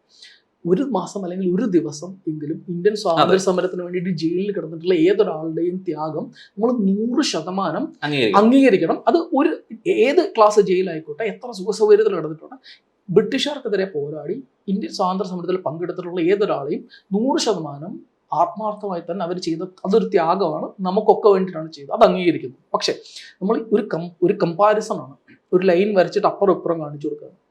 നെഹ്റു, ഗാന്ധിജി അടക്കമുള്ള, പ്രത്യേകിച്ച് നെഹ്റുവിൻ്റെ ജയിൽ മുറി കണ്ടുപോകണം, എന്നിട്ട് സവർക്കറിൻ്റെ ജയിൽ മുറി കാണണം. നെഹ്റുവിൻ്റെ ജയിൽ മുറി ഒരു വീടാണ്, 2-3 സെഷൻസ് ഒക്കെയുള്ള, നല്ല ലൈറ്റൊക്കെ കയറുന്ന, കസേര, കട്ടിൽ, ഇതൊക്കെയുള്ള. വീട്ടിൽ നിന്ന് ഭക്ഷണം കൊണ്ടുവരാൻ നെഹ്റുവിന് വീട്ടിൽ നിന്ന് ഐസ് കൊണ്ട് കൊടുക്കുമായിരുന്നു എന്നാണ് പറയുന്നത്. അങ്ങനെ ഫ്രൂട്ട്സ്, അങ്ങനെ നെഹ്റു പറയുന്നത് ഇതൊരു നല്ല ടൈം ഔട്ടാണ്. കാരണം കുറച്ച് നാൾ ഞാനിപ്പോൾ 2-3 മാസം സത്യാഗ്രഹമൊക്കെ ചെയ്തില്ലേ, പുസ്തകങ്ങൾ എഴുതാം, വായിക്കാം, മറ്റ് ജയിലിൽ കൂടുതൽ ആളുകളുമായിട്ടൊക്കെ ഇന്ററാക്ട് ചെയ്യാം. ഇതിനൊരു അവസരമായിട്ടാണ് നെഹ്റു തന്നെ കണ്ടത്. സവർക്കറിന്റെ അവസ്ഥ എന്താണെന്ന് പറഞ്ഞാൽ, നമ്മൾ ആദ്യം പറഞ്ഞല്ലോ സവർക്കർ ചെന്നപ്പോൾ സവർക്കറിനെ വെളിയിൽ വിടാൻ പാടില്ല, അങ്ങനെ കുറെ റെസ്ട്രിക്ഷൻസ് ഉണ്ടല്ലോ. ജയിലിലെ അതായത് ഏറ്റവും മോശം സ്ഥലമാണ് ഈ കാലാപാനി. അതിനെ കാലാപാനി എന്നാണല്ലോ വിളിക്കുന്നത്. കാലാപാനി ലോകത്തിലെ തന്നെ ഏറ്റവും ദുർഘടമായിട്ടുള്ള ജയിലുകളൊന്നാണ്. അവിടെ തന്നെ തടവുകാർക്ക് ചില ആനുകൂല്യങ്ങളൊക്കെ ഉണ്ട്. സവർക്കർക്ക് ഈ ഒരു ആനുകൂല്യവും കിട്ടിയിട്ടില്ല. ചെന്ന ആദ്യത്തെ മാസങ്ങളുടെ തുടർച്ചയായിട്ട് ഈ കൈ, കാല് ഇതെല്ലാം ഇങ്ങനെ ബന്ധിപ്പിച്ചിടുന്ന ഒരു ചങ്ങലയുണ്ട്. ഈ ചങ്ങല ഇട്ടിട്ടാണ് സവർക്കർക്ക് ആദ്യത്തെ 3 മാസത്തോളം അതിൽ നിൽക്കേണ്ടി വന്നിട്ടുള്ളത്. ഭിത്തിയോട് ചേർത്ത് കൈ ഇങ്ങനെ കെട്ടിയിട്ട് മണിക്കൂറുകൾ, ദിവസങ്ങൾ സവർക്കർ ഇങ്ങനെ ഇട്ടിട്ടുണ്ട്. അത് ഇങ്ങനെ ഇടിഞ്ഞു വരുമ്പോൾ ഒരാൾക്ക് നിൽക്കാൻ മാത്രമുള്ള മുറി, വെളിച്ചം കയറില്ല, ആളുകളെ കാണാൻ പറ്റില്ല, ഏകാന്ത തടവ്. അങ്ങനെ ആ കാലാപാനിയിൽ ഏതൊക്കെ ശിക്ഷ ഒരു വ്യക്തിക്കുണ്ടോ ആ മുഴുവൻ ശിക്ഷയും സവർക്കർ അനുഭവിച്ചിട്ടുണ്ട്. ഈ ജയിൽ ജീവിതങ്ങൾ തമ്മിൽ ഈ ഒരു വ്യത്യാസമുണ്ട്. എന്നിട്ട് പോലും സവർക്കർ ആവശ്യപ്പെട്ടത് അവിടുന്ന് സ്വതന്ത്രമാണെന്നൊന്നുമല്ല, ഈ ബർമയിലോ ഇന്ത്യയിലോ ഉള്ള, അതായത് നടത്തപ്പെട്ട വ്യക്തിയാണ്, തിരിച്ച് ഇന്ത്യൻ സബ് കോണ്ടിനെന്റിലേക്ക് വരണം. ഈ ഒരു ആഗ്രഹം കൊണ്ടാണ് സവർക്കറിന്റെ ആദ്യത്തെ ദയാഹർജി പൂർണ്ണമായിട്ടും ഇതാണ്. ക്ലെമൻസി പെറ്റീഷൻ. ക്ലെമൻസി പെറ്റീഷൻ. അത് പക്ഷേ അനുവദിക്കപ്പെട്ടത് വെച്ചിട്ട് അവിടുത്തെ ഏതൊരു സ്വാതന്ത്ര്യ സമരത്തിൽ പങ്കെടുത്ത രാഷ്ട്രീയ തടവുകാരന് ഉപയോഗിക്കാൻ പറ്റുന്ന ഇത് മാത്രമേ ഉപയോഗിച്ചിട്ടുള്ളൂ. അതെ, ഇതിൽ രസം എന്താണെന്ന് വെച്ച് കഴിഞ്ഞാൽ ബന്ദി ജീവൻ എന്ന് പറയുന്ന ഒരു പുസ്തകം സജീന്ദ്രനാഥ് സന്യാൽ. അതായത് സന്യാലിനെ അറിയാത്തവർക്ക് ഭഗത് സിംഗിന്റെ സംഘടന ഉണ്ടാക്കിയത് സന്യാലാണ് അതിന്റെ ഫൗണ്ടർ. സജീന്ദ്രനാഥ് സന്യാലൊക്കെ ഈ കാലാപാനിയിൽ തടവിലാക്കപ്പെട്ട ആളാണ്. സന്യാലിന്റെ ബന്ദിജീവനിൽ സന്യാൽ വളരെ അത്ഭുതത്തോടെ പറഞ്ഞിട്ടുള്ള കാര്യമുണ്ട്. ഞാൻ എഴുതിയ അതേ ദയാഹർജിയാണ്, ക്ലെമൻസിയാണ് സവർക്കറും എഴുതിയത്. പക്ഷെ എന്തുകൊണ്ടാണെന്നറിയില്ല, ഞങ്ങളെ വിട്ടു സവർക്കറെ വിട്ടില്ല. എനിക്ക് തോന്നുന്നത് സവർക്കർ ഇന്ത്യയിലേക്ക് തിരിച്ചു വന്നാൽ ഇന്ത്യയിൽ വിപ്ലവം ആളിപ്പടരും എന്ന് ബ്രിട്ടീഷ് ഭരണകൂടം ഭയക്കുന്നുണ്ടാവാം. അതുകൊണ്ടാണ് സവർക്കറെ വിടാത്തത് എന്നാണ് സന്യാൽ അതേപ്പറ്റി എഴുതിയത്. ഇതിൽ വലിയൊരു തമാശയുണ്ട്. കാര്യം ഈ സവർക്കർ ചെയ്ത അല്ലെങ്കിൽ ക്ലെമൻസി പെറ്റീഷൻസ് എന്തൊക്കെയാണ് കൊടുത്ത പെറ്റീഷൻ, ഇതെല്ലാം സവർക്കറുടെ സ്വന്തം പുസ്തകത്തിലുണ്ട്. അതാണ് ഏറ്റവും വലിയ തമാശ. അത് 1946 ശേഷമാണെന്നോ തോന്നുന്നു പ്രസിദ്ധീകരിക്കാൻ പറ്റിയത്. അതൊക്കെ എന്നേ അദ്ദേഹം തന്നെ എഴുതി പുറത്തുനിന്ന സാധനങ്ങളാണ്. അല്ല, ഇതൊന്നും ഒളിച്ചു വെച്ചിട്ട് ചെയ്ത കാര്യങ്ങളല്ല. അല്ല ഇതിലെ രസം എന്താണെന്ന് വെച്ച് കഴിഞ്ഞാൽ, ശരിക്കും എനിക്കിനൊന്നും കൊടുത്തിട്ടില്ല എങ്കിൽ സവർക്കർക്ക് വേണ്ടി വെളിയിൽ പ്രക്ഷോഭം നടത്താൻ പറ്റില്ല. കാരണം ഇയാൾക്ക് വെളിയിൽ വരണം എന്ന് ഇയാളൊരു, കാരണം അതൊരു സിസ്റ്റമാറ്റിക് ആയിട്ടുള്ള കാര്യം. തീർച്ചയായിട്ടും അതൊരു ഫോർമാറ്റാണ് അതിൽ പറഞ്ഞിരിക്കുന്നത്. അത് മാത്രമല്ല, ഇതിപ്പം ശരിക്കും അതിന്റെ പ്രൊസീജിയർ ആലോചിച്ച് നോക്കാം. അല്ല, ഇന്നത്തെ കാലത്ത് ജാമ്യം എടുക്കുന്ന ആളെങ്ങനെയാ ജാമ്യം എടുക്കുക? അല്ല, ജാമ്യം ഇല്ലല്ലോ ഇതിപ്പം. അല്ല, ഞാൻ പറഞ്ഞത് ഇന്നത്തെ കാലത്ത് ഇപ്പോ പ്രക്ഷോഭങ്ങളിൽ പങ്കെടുത്ത കമ്മ്യൂണിസ്റ്റ് പാർട്ടിക്കാരായിക്കോട്ടെ ആരായിക്കോട്ടെ ജാമ്യം കിട്ടുന്നത് എങ്ങനെയാണ്? ജാമ്യത്തിൽ എഴുതിയിരിക്കുന്നത് എന്താണ് വ്യവസ്ഥ? ഇവർക്കൊക്കെ മറ്റേ ഹാർട്ട് അറ്റാക്ക് ആണല്ലോ. ഓക്കെ, ജാമ്യം വരെ ഒന്നും പോകുന്നില്ലല്ലോ. ഇതിപ്പം പോലീസ് അറസ്റ്റ് ചെയ്യുന്നോ അല്ലെങ്കിൽ ക്വസ്റ്റ്യൻ ചെയ്യുന്നോ ED ക്വസ്റ്റ്യൻ ചെയ്യാൻ വരുമോ എന്നൊക്കെ പറഞ്ഞു കഴിഞ്ഞാൽ ഈ അന്നേരം ഹാർട്ട് അറ്റാക്ക് വരുന്ന ആളുകളാണ് ദിവസങ്ങൾ ചങ്ങലയിൽ പൂട്ടപ്പെട്ട് ഇരുട്ട് മുറിയിൽ കിടന്ന സവർക്കറിനെ പറ്റി ഇതെഴുതുന്നത്. അപ്പം അതാണ് അതിന്റെ രസം. അപ്പോൾ ഈ സവർക്കർ ഇത്രയും വർഷത്തെ പീഡനങ്ങൾ അനുഭവിച്ചു. പക്ഷേ സവർക്കർ വിളിക്കപ്പെടുന്നത് കമ്മ്യൂണിസ്റ്റുകാരൻ, എനിക്ക് തോന്നുന്നു ഇസ്ലാമിക ഫണ്ടമെന്റലിസ്റ്റുകളാൽ, ചില കോൺഗ്രസ്സുകാരാൽ, അവരുടെ ചരിത്രം പോലും അറിയാത്ത കോൺഗ്രസ്സുകാരാൽ വിളിക്കപ്പെടുന്നത് ഇങ്ങനെയൊക്കെയാണ്. പക്ഷെ ഏറ്റവും വലിയ തമാശ 1942 ക്വിറ്റ് ഇന്ത്യ സമരം. ഈ ക്വിറ്റ് ഇന്ത്യ സമരത്തിൽ സാധാരണ നമുക്കൊക്കെ 2 ചാട്ടമൊക്കെ ചാടാം. ഒരു ചാട്ടം ചാടുന്നു, തിരിച്ചു ചാടുന്നു, വേണേ ഒന്നുകൂടെ ചാടാം. അങ്ങനെ മലക്കം പല പ്രാവശ്യം മലക്കം പറഞ്ഞൊരു പ്രസ്ഥാനമായിരുന്നു കമ്മ്യൂണിസ്റ്റ് പാർട്ടി ഓഫ് ഇന്ത്യ എന്ന്. നിതീഷ് കുമാർ പോലും അത്രയും ചാടി. അതെ. അപ്പോൾ അങ്ങനെ മാറിയ ഒരു പ്രസ്ഥാനം. അപ്പോൾ അതിൻ്റെ ഒരു വലിയൊരു ചരിത്രമുണ്ട്. രസകരമായൊരു കാര്യം എന്ന് വെച്ചാൽ, അന്ന് ഇവർ ആദ്യം പറഞ്ഞതെന്ന് വെച്ചാൽ ജപ്പാൻ അല്ലെങ്കിൽ ബ്രിട്ടൻ, ഈ ജപ്പാനല്ല, അന്ന് തുടക്കത്തിൽ ബ്രിട്ടനായിരുന്നു ഏറ്റവും വലിയ സാമ്രാജ്യത്വ ശക്തി. ബ്രിട്ടൻ സാമ്രാജ്യത്വ ശക്തിയായിരുന്നു. അപ്പോൾ അന്ന് ഗാന്ധിജി പറഞ്ഞു, അന്ന് 2ാം ലോക മഹായുദ്ധത്തിന്റെ തുടക്കം എന്നുള്ള രീതിയിലേക്ക് കാര്യങ്ങൾ പോവുകയാണ്. അപ്പോൾ ഗാന്ധിജി പറഞ്ഞു, ഇപ്പോൾ നമുക്ക് യുദ്ധശ്രമങ്ങൾ എന്നുള്ളത് ബ്രിട്ടന് എതിരെ അതിഭീകരമായ പ്രക്ഷോഭം നടത്തേണ്ട കാര്യമില്ല, നമുക്കിത് സ്വാതന്ത്ര്യത്തിന് വേണ്ടി പരിശ്രമിക്കാം എന്നുള്ള രീതിയിൽ ഗാന്ധിജി പറഞ്ഞു. അന്ന് ഗാന്ധിജി ഇവരെല്ലാം അപ്രസക്തനായ നിന്ദകാവായ ഇടയ്ക്കൂ എന്നൊക്കെ ഉള്ള വളരെ മനോഹരമായ പദപ്രയോഗങ്ങൾ ഗാന്ധിജി വിശേഷിപ്പിച്ചു. മറ്റുള്ളവരെ ഇത്ര അതാ, മറ്റുള്ളവരെ വളരെ മനോഹരമായിട്ടാണ്. അപ്പോൾ അത് വിളിച്ചു. അപ്പൊ അന്ന് പറഞ്ഞു ഇങ്ങനെ ഇതാണ് എന്നൊക്കെ പറഞ്ഞു. ഗാന്ധിജിയെ വളരെ മോശമായി ചിത്രീകരിച്ചു. ഗാന്ധിജി ഭയങ്കര പ്രക്ഷോഭം നടത്തുന്നില്ല എന്നൊക്കെ പറഞ്ഞു. അങ്ങനെ വിപ്ലവത്തിന്റെ വലിയ ആളുകളായിട്ട് ശ്രദ്ധിക്കപ്പെടാൻ വേണ്ടിയായിരുന്നു ഇവര് ഇന്ത്യ മുഴുവൻ ഇവര് ഇത് ഉണ്ടാക്കാൻ തീരുമാനിച്ചു. പലയിടത്തും പ്രക്ഷോഭങ്ങൾ നടത്തി. ആ പ്രക്ഷോഭങ്ങളുടെ ഭാഗമായിട്ടായിരുന്നു കയ്യൂർ സമരം ഉണ്ടായത്. ഒരു പോലീസുകാരനെ തല്ലിക്കൊന്ന് 4 പേര് ഇതിന്റെ ഇതായത്. അപ്പൊ അത് അങ്ങനെ നടന്നല്ലോ. അപ്പൊ ഇത് നടന്ന സമയത്ത് അന്ന് എന്താ സംഭവിച്ചതെന്ന് വെച്ചാൽ, ഇവരുടെ ഫാദർ എന്ന് ഞാൻ പറയുന്ന, അല്ലെങ്കിൽ നമ്മൾ ഫാദർലാൻഡ്, അപ്പോൾ പിതൃഭൂമിയായ സോവിയറ്റ് യൂണിയൻ അന്ന് ഹിറ്റ്ലറുമായിട്ട് സന്ധി ചെയ്തിരിക്കുകയാണ്. എന്താ കാര്യം വെച്ചാൽ അനാക്രമണ സന്ധി ചെയ്തിരിക്കുകയാണ്. എന്താ കാര്യം എന്ന് വെച്ചാൽ ഇവർ പരസ്പരം ആക്രമിക്കില്ല. എന്നിട്ട് ആക്രമിക്കില്ല എന്ന് മാത്രമല്ല, അതിൽ വലിയൊരു തമാശയുണ്ട്. അത്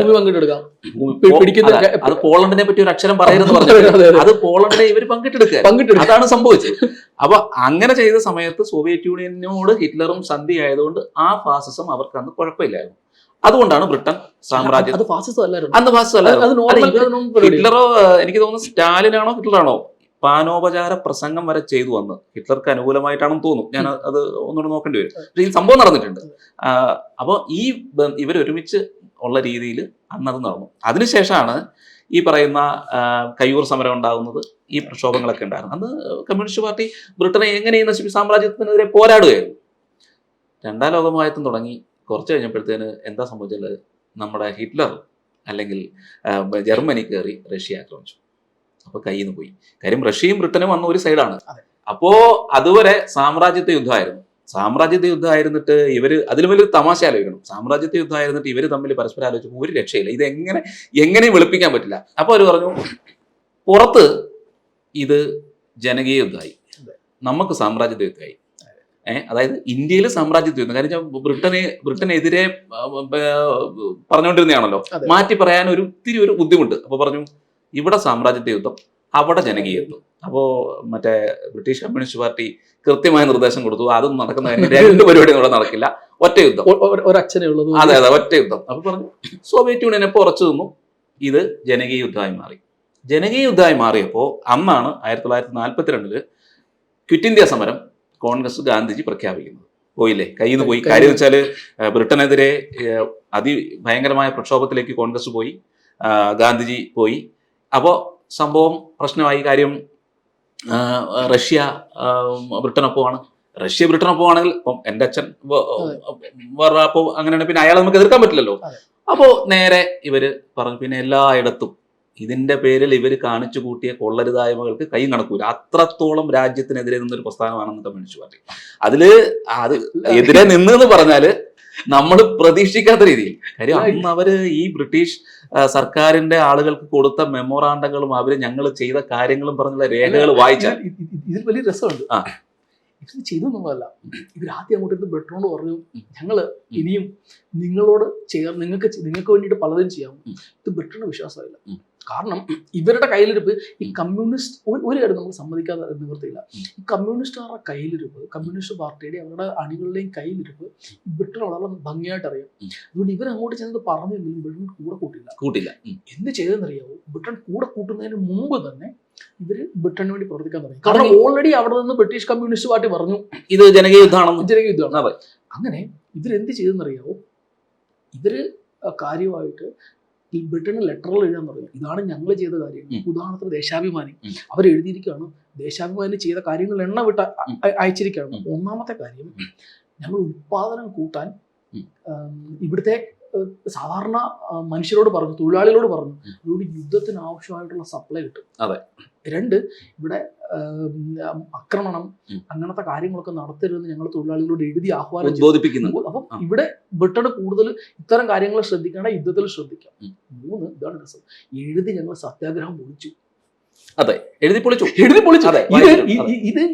ഇത് എണ്ണ വിട്ട് അയച്ചിരിക്കുകയാണ്. ഇതിന്റെ താഴെയുണ്ട്. അതുകൊണ്ട് ഞങ്ങൾക്ക് എന്ത് ചെയ്യണം? ഞങ്ങൾക്ക് കറണ്ട് കണക്ഷൻ അങ്ങോട്ട് പോരാ, കറണ്ട് കണക്ഷൻ വേണം, ഗ്രാന്റ് വേണം, അതെ, പേപ്പർ വേണം. മറ്റുള്ളവർക്ക് കൊടുക്കുന്നതിനെക്കാട്ടി പേപ്പർ ഞങ്ങളുടെ പ്രസിദ്ധീകരണങ്ങൾക്ക് വേണം. ഞങ്ങളുടെ നേതാക്കളെ വെളിയിൽ വിടണം, അവരെ കേസിൽ പെടുത്തരുത്. ഞങ്ങൾക്ക് കൂടുതൽ എന്താ പറയുക, പ്രവർത്തന സ്വാതന്ത്ര്യം തരണം. കാരണം ഞങ്ങൾ നിങ്ങളുടെ കൂടാണ്. നിരന്തരം ഇവര് കത്തുകൾ എഴുതി.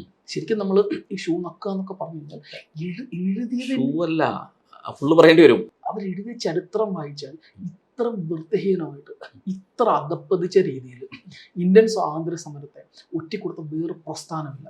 ഇവൻ നമ്മൾ പലപ്പോഴും മുസ്ലിം ലീഗിനെയോ അല്ലെങ്കിൽ ഇന്ത്യൻ മുസ്ലിം ലീഗിനെയോ അവരുടെ പ്രവർത്തനങ്ങളെയൊക്കെ നമ്മൾ ദ്വിരാഷ്ട്രവാദമൊക്കെ പറയുന്നുണ്ടെങ്കിലും മുസ്ലിം ലീഗ് ഒരു ഘട്ടം വരെയും ഇന്ത്യൻ സ്വാതന്ത്ര്യ സമരത്തിൽ മാന്യമായിട്ട് പങ്കെടുത്തിട്ടുണ്ട്. നമുക്ക് അത് തള്ളിക്കളയാൻ പറ്റില്ല. പക്ഷേ കമ്മ്യൂണിസ്റ്റ് പാർട്ടി ഒരവസരത്തിലും ഇന്ത്യൻ സ്വാതന്ത്ര്യ സമരത്തിനോട് അനുയോജിച്ച് പ്രവർത്തിച്ചിട്ടില്ല എന്ന് മാത്രമല്ല, ഏറ്റവും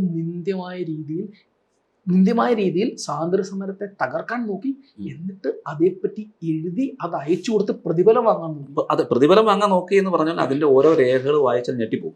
ഓരോ സംസ്ഥാനങ്ങളിലും അക്കമിട്ട് നിരത്തിയിരിക്കുകയാണ് ഇന്ത്യൻ സ്വാതന്ത്ര്യ സമരത്തെ പൊളിക്കാൻ ഞങ്ങൾ എന്തൊക്കെ ചെയ്തു എന്നുള്ളത് അക്കമിട്ട് നിരത്തിയിരിക്കുകയാണ്. കേരളത്തിൽ ഇത് ചെയ്തു, മഹാരാഷ്ട്രയിൽ ചെയ്തു. ഓരോ സ്ഥലത്ത് ചെയ്ത കാര്യം വ്യക്തമായിട്ട് എഴുതിയിട്ടുണ്ട്. എവിടെയൊക്കെ ശക്തിയുണ്ടോ അവിടെയൊക്കെ ഞങ്ങൾ ഇതൊക്കെ ചെയ്തു. അതായത് ഉത്പാദനം ഞങ്ങൾ കൂട്ടി, ഞങ്ങൾ കോളേജുകളിൽ നിന്നുള്ള വിദ്യാർത്ഥികൾ ഇത് മുടക്കാതിരിക്കാൻ വേണ്ടിയിട്ട്, പഠനം മുടക്കാതിരിക്കാൻ വേണ്ടിയിട്ട് ഞങ്ങൾ വിദ്യാർത്ഥികളുടെ പ്രക്ഷോഭത്തെ തടഞ്ഞു. ഞങ്ങൾ ലഘുലേഖകൾ പ്രചരിപ്പിച്ചു. ലഘുലേഖകളുടെ എണ്ണം ഉൾപ്പെടെ ബ്രിട്ടീഷ് ഉദ്യോഗസ്ഥന് എഴുതി കൊടുത്ത രേഖകളിൽ ഇവർ കൊടുത്തതിൽ കൃത്യമായിട്ട് പറഞ്ഞു. അത് communist party general secretary PC Joshi general secretary. അപ്പൊ ജനറൽ സെക്രട്ടറി പറഞ്ഞാൽ പിന്നെ പാർട്ടി അതെ, ആണല്ലോ. അതെ, അതെ. അപ്പൊ അതിന്റെ ഭാഗമായിട്ടാണ് കേരളത്തില് ചെയ്തതാണ്. അതിൽ പറയുന്നുണ്ട്, കേരളത്തില് 5-ാം പ്രതികളുടെ പ്രവർത്തനം കോഴിക്കോട് കടപ്പുറത്തോ മറ്റോ വന്ന സമയത്ത് ഞങ്ങൾ അത് എതിർത്തു, ഞങ്ങൾ അവരെ പിടികൂടി. ആരാണ് അഞ്ചാം പ്രതി? അതാണ് പറയാൻ പോകുന്നത്. അത് എതിർത്തു, പിടികൂടി പോലീസിൽ ഏൽപ്പിച്ചു. അത് ആരാണ്? അത് ഈ വക്കം അബ്ദുൽ ഖാദറിനെ പോലെയുള്ള IN ഇന്ത്യൻ നാഷണൽ ആർമിയുടെ ഭടന്മാരെയാണ് ഇത് ചെയ്തത്. എന്നിട്ട് ഇവരാണ് എന്താണ് ഈ പറയുന്നത്, ഈ പിന്നെ സോളിറ്ററി കൺഫൈൻമെന്റ്, അതായത് ഏകാന്ത തടവ്, സെല്ലുലാർ ജയിലിൽ ഇവിടെയൊക്കെ കിടന്ന് 10-12 വർഷം ജയിലിൽ കിടന്ന ഒരാളെ ഈ മോശമായ ഭാഷയിൽ അധിക്ഷേപിക്കുന്ന ഇവർ ചെയ്ത കാര്യങ്ങളാണ് ഈ പറയുന്നത്. അതും മറ്റേത് ഒരാൾ കിടന്ന് അനുഭവിക്കുന്ന. ഇനി ഒരു പക്ഷേ അയാൾ ഇന്ത്യൻ സ്വാതന്ത്ര്യ സമരത്തിന് വേണ്ടി പോരാടിയ ഒരാളാണെന്നുള്ളത് ആർക്കും തർക്കമില്ല. ഇനി ഈ പറയുന്ന യാതനകൾ അനുഭവിക്കുമ്പോൾ ഒരു സാമാന്യ മനുഷ്യന് പറ്റുന്ന പോലെ എങ്ങനെയെങ്കിലും ഇവിടുന്ന് പുറത്തു കിടക്കാൻ തോന്നിയെന്ന് പോലും നമുക്ക് അതിന് കുറ്റം പറയാൻ പറ്റില്ല. അങ്ങനെ ഒരാളെയാണ് ഈ പറയുന്ന എല്ലാ സൗകര്യങ്ങളും അനുഭവിച്ചുകൊണ്ട്. ഇനി അതിലും വലിയൊരു ചതി, ഏറ്റവും വലിയ ചതി അതൊന്നുമല്ല. ഈ കയ്യൂർ സമരം പറഞ്ഞല്ലോ, കയ്യൂർ സമരം പറഞ്ഞ് ഈ 4 പേര് ജയിലായി. ചിരികണ്ഠൻ എന്ന് പറഞ്ഞ പേര് വിട്ടുപോയി. അപ്പോൾ ഈ 4 പേര് ജയിലായി. ഇവർ കയ്യൂർ കയ്യൂർ കയ്യൂർ എന്ന് പറഞ്ഞ് എപ്പോഴും പറയുന്നുണ്ടോ. ഈ 4 പേര് ജയിലിലായത് ബ്രിട്ടീഷുകാർക്കെതിരെ പ്രവർത്തിച്ചു എന്ന് പറഞ്ഞുകൊണ്ടാണ്. ഇവരെ തൂക്കിലേറ്റുന്ന സമയത്ത് ഇവർ ബ്രിട്ടീഷുകാരോടൊപ്പമാണ് കമ്മ്യൂണിസ്റ്റ്. ഈ കയ്യൂർ സമര സേനാനികളെ തൂക്കിലേറ്റുന്ന സമയത്ത് ബ്രിട്ടീഷുകാർക്കൊപ്പം നിന്ന് അവർക്ക് വേണ്ടി സ്വാതന്ത്ര്യ സമരത്തെ ഒറ്റിക്കൊടുക്കുകയാണ് കമ്മ്യൂണിസ്റ്റ് പാർട്ടി. സ്വന്തം സഖാക്കളോട്, രക്തസാക്ഷികളോട് ഇത്രയും വലിയ ചതി ചെയ്ത്, രാഷ്ട്രത്തോട് ചതി ചെയ്യുന്നത് ഓക്കെ, അവരുടെ സ്വഭാവമാണ്, അതുവരെ ചെയ്തൊരു പാർട്ടി. ഞാൻ ചോദിക്കട്ടെ, അവർക്ക് ആരോടെങ്കിലും ആത്മാർത്ഥതയുണ്ട്? ഇവര് ഇപ്പൊ സോഷ്യൽ മീഡിയയിലൊക്കെ, ഞാൻ സത്യത്തിൽ ഞാൻ പറയല, ഈ ഒരു വിഷയം പറയുന്നത് എനിക്ക് വ്യക്തിപരമായിട്ട് അതിൽ ഒരു വിയോജിപ്പുണ്ട്. പക്ഷെ ഞാൻ പറയാം, ഈ പുഷ്പൻ എന്ന് പറയുന്ന ഒരു വ്യക്തിയുണ്ട്, അവർക്ക് വേണ്ടിയിട്ട് ഈ സ്വാശ്രയ സമരത്തിൽ പോയി സ്വന്തം ജീവിതം തന്നെ കൊടുത്തു എന്ന് പറയാവുന്ന ആളാണ്. കാരണം ആള് അയാൾ എന്താണോ വിശ്വസിച്ചിരുന്നത് അതിന് വേണ്ടി. പക്ഷെ അതേ വിഷയത്തിൽ, സ്വാശ്രയ വിഷയത്തിൽ എന്താണ് കമ്മ്യൂണിസ്റ്റ്? അത് അന്ന് തൊട്ട് അവരുടെ ഹിസ്റ്റോറിക്കലി ഇത് അവരുടെ ചരിത്രമാണല്ലോ. ഇനി നമ്മൾ ഈ കേരളത്തിലെ കുറിച്ച് പറഞ്ഞുകൊണ്ടിരിക്കുമ്പോൾ ഒരു കാര്യം പറയാതെ മുമ്പോട്ട് പോകുന്നത് ശരിയല്ല. ഈ കേളപ്പന്റെ ഒക്കെ നേതൃത്വത്തിൽ ഇന്ത്യൻ കേരള സ്വാതന്ത്ര്യ സമരം കോൺഗ്രസ് നന്നായി മുമ്പോട്ട് കൊണ്ടുപോകുന്ന സമയമാണ്. അങ്ങനെ ഈ ടൈമിലാണ് EMS കൃഷ്ണപിള്ളയൊക്കെ കേരള കോൺഗ്രസിന്റെ തലപ്പത്തേക്ക് വരുന്നത്. അങ്ങനെ ഇവരെ ഏറ്റെടുത്തൊരു കാര്യമുണ്ട്, പുതിയതായിട്ട് വരുന്ന യുവാക്കളെ ട്രെയിൻ ചെയ്യുക, ഇവരെ പഠിപ്പിക്കുക, ഇന്ത്യൻ സ്വാതന്ത്ര്യ സമരത്തിന്റെ ആശയങ്ങളൊക്കെ പറഞ്ഞു കൊടുക്കുക. ഇതായിരുന്നു കൃഷ്ണപിള്ള EMS ഒക്കെ ഏറ്റെടുത്ത കാര്യം. ഇവർ സീക്രട്ടലി കമ്മ്യൂണിസ്റ്റ് ആണ് അവർ, പക്ഷെ പബ്ലിക്കലി കോൺഗ്രസ്. ഇവരെന്ത് ചെയ്തു എന്നറിയാവോ? ഈ സ്വാതന്ത്ര്യ സമരത്തിന് വേണ്ടിയിട്ട് ആകർഷകരായി വന്ന യുവാക്കൾക്ക് ഇവർ ക്യാമ്പ് നടത്തിയിട്ട് ഇവർ പഠിപ്പിച്ചു കൊടുത്തത് കമ്മ്യൂണിസമാണ്. എന്നിട്ട് ഈ യുവാക്കളെ ഫീൽഡ് വർക്കിന് കേരളത്തിന്റെ വിവിധ ഭാഗങ്ങളിലേക്ക് അയച്ചു. അതായത് ഇവരുടെ ലക്ഷ്യം, വരുന്ന യുവാക്കളോട് ഇന്ത്യൻ സ്വാതന്ത്ര്യ സമരത്തിലാണ് വരുന്നത്, പക്ഷെ ഇവരോട് പറഞ്ഞു കൊടുക്കുന്നത് നിങ്ങൾ ഇതാണ് ചെയ്യേണ്ടത്, കമ്മ്യൂണിസം പഠിപ്പിച്ചിട്ട് ഇവരെ. അങ്ങനെയാണ് കേരളത്തിൽ അങ്ങോളം ഇങ്ങോളം ഇവർ കമ്മ്യൂണിസം വളർത്തുകയും സ്വാതന്ത്ര്യ സമരത്തെ വേറെ രീതിയിൽ തകർക്കുകയും ചെയ്തു. ആലോചിച്ച് നോക്കണം. ക്വിറ്റ് ഇന്ത്യ സമരം കേരളത്തിൽ ഉദ്ദേശിച്ച പോലെ വിജയിപ്പിക്കാൻ പറ്റിയില്ല. അതിന്റെ ഒറ്റ കാരണം കമ്മ്യൂണിസ്റ്റ് പാർട്ടിയാണ്. അതെ, കാരണം അവര് ഈ രണ്ട്, അതായത് ഈ അവരുടെ മാധ്യമങ്ങൾ ഉപയോഗിച്ചിട്ടും അവരുടെ മുഴുവൻ മെഷീനറി ഉപയോഗിച്ചിട്ടും കേരളത്തിലാകമാനം ബ്രിട്ടന് അനുകൂലമായിട്ട് അവർ തരംഗം ഉണ്ടാകും. രണ്ട്, ഈ വരുന്ന യുവാക്കളെ കൂടി തിരിച്ചുവിട്ടു. അങ്ങനെ ചെയ്തൊരു പ്രസ്ഥാനമാണ് ഈ രീതിയിൽ ഇപ്പോൾ പറഞ്ഞുകൊണ്ട് മറ്റു സ്വാതന്ത്ര്യ സമര സേനാനികൾക്കെതിരെ പറയുന്നത്.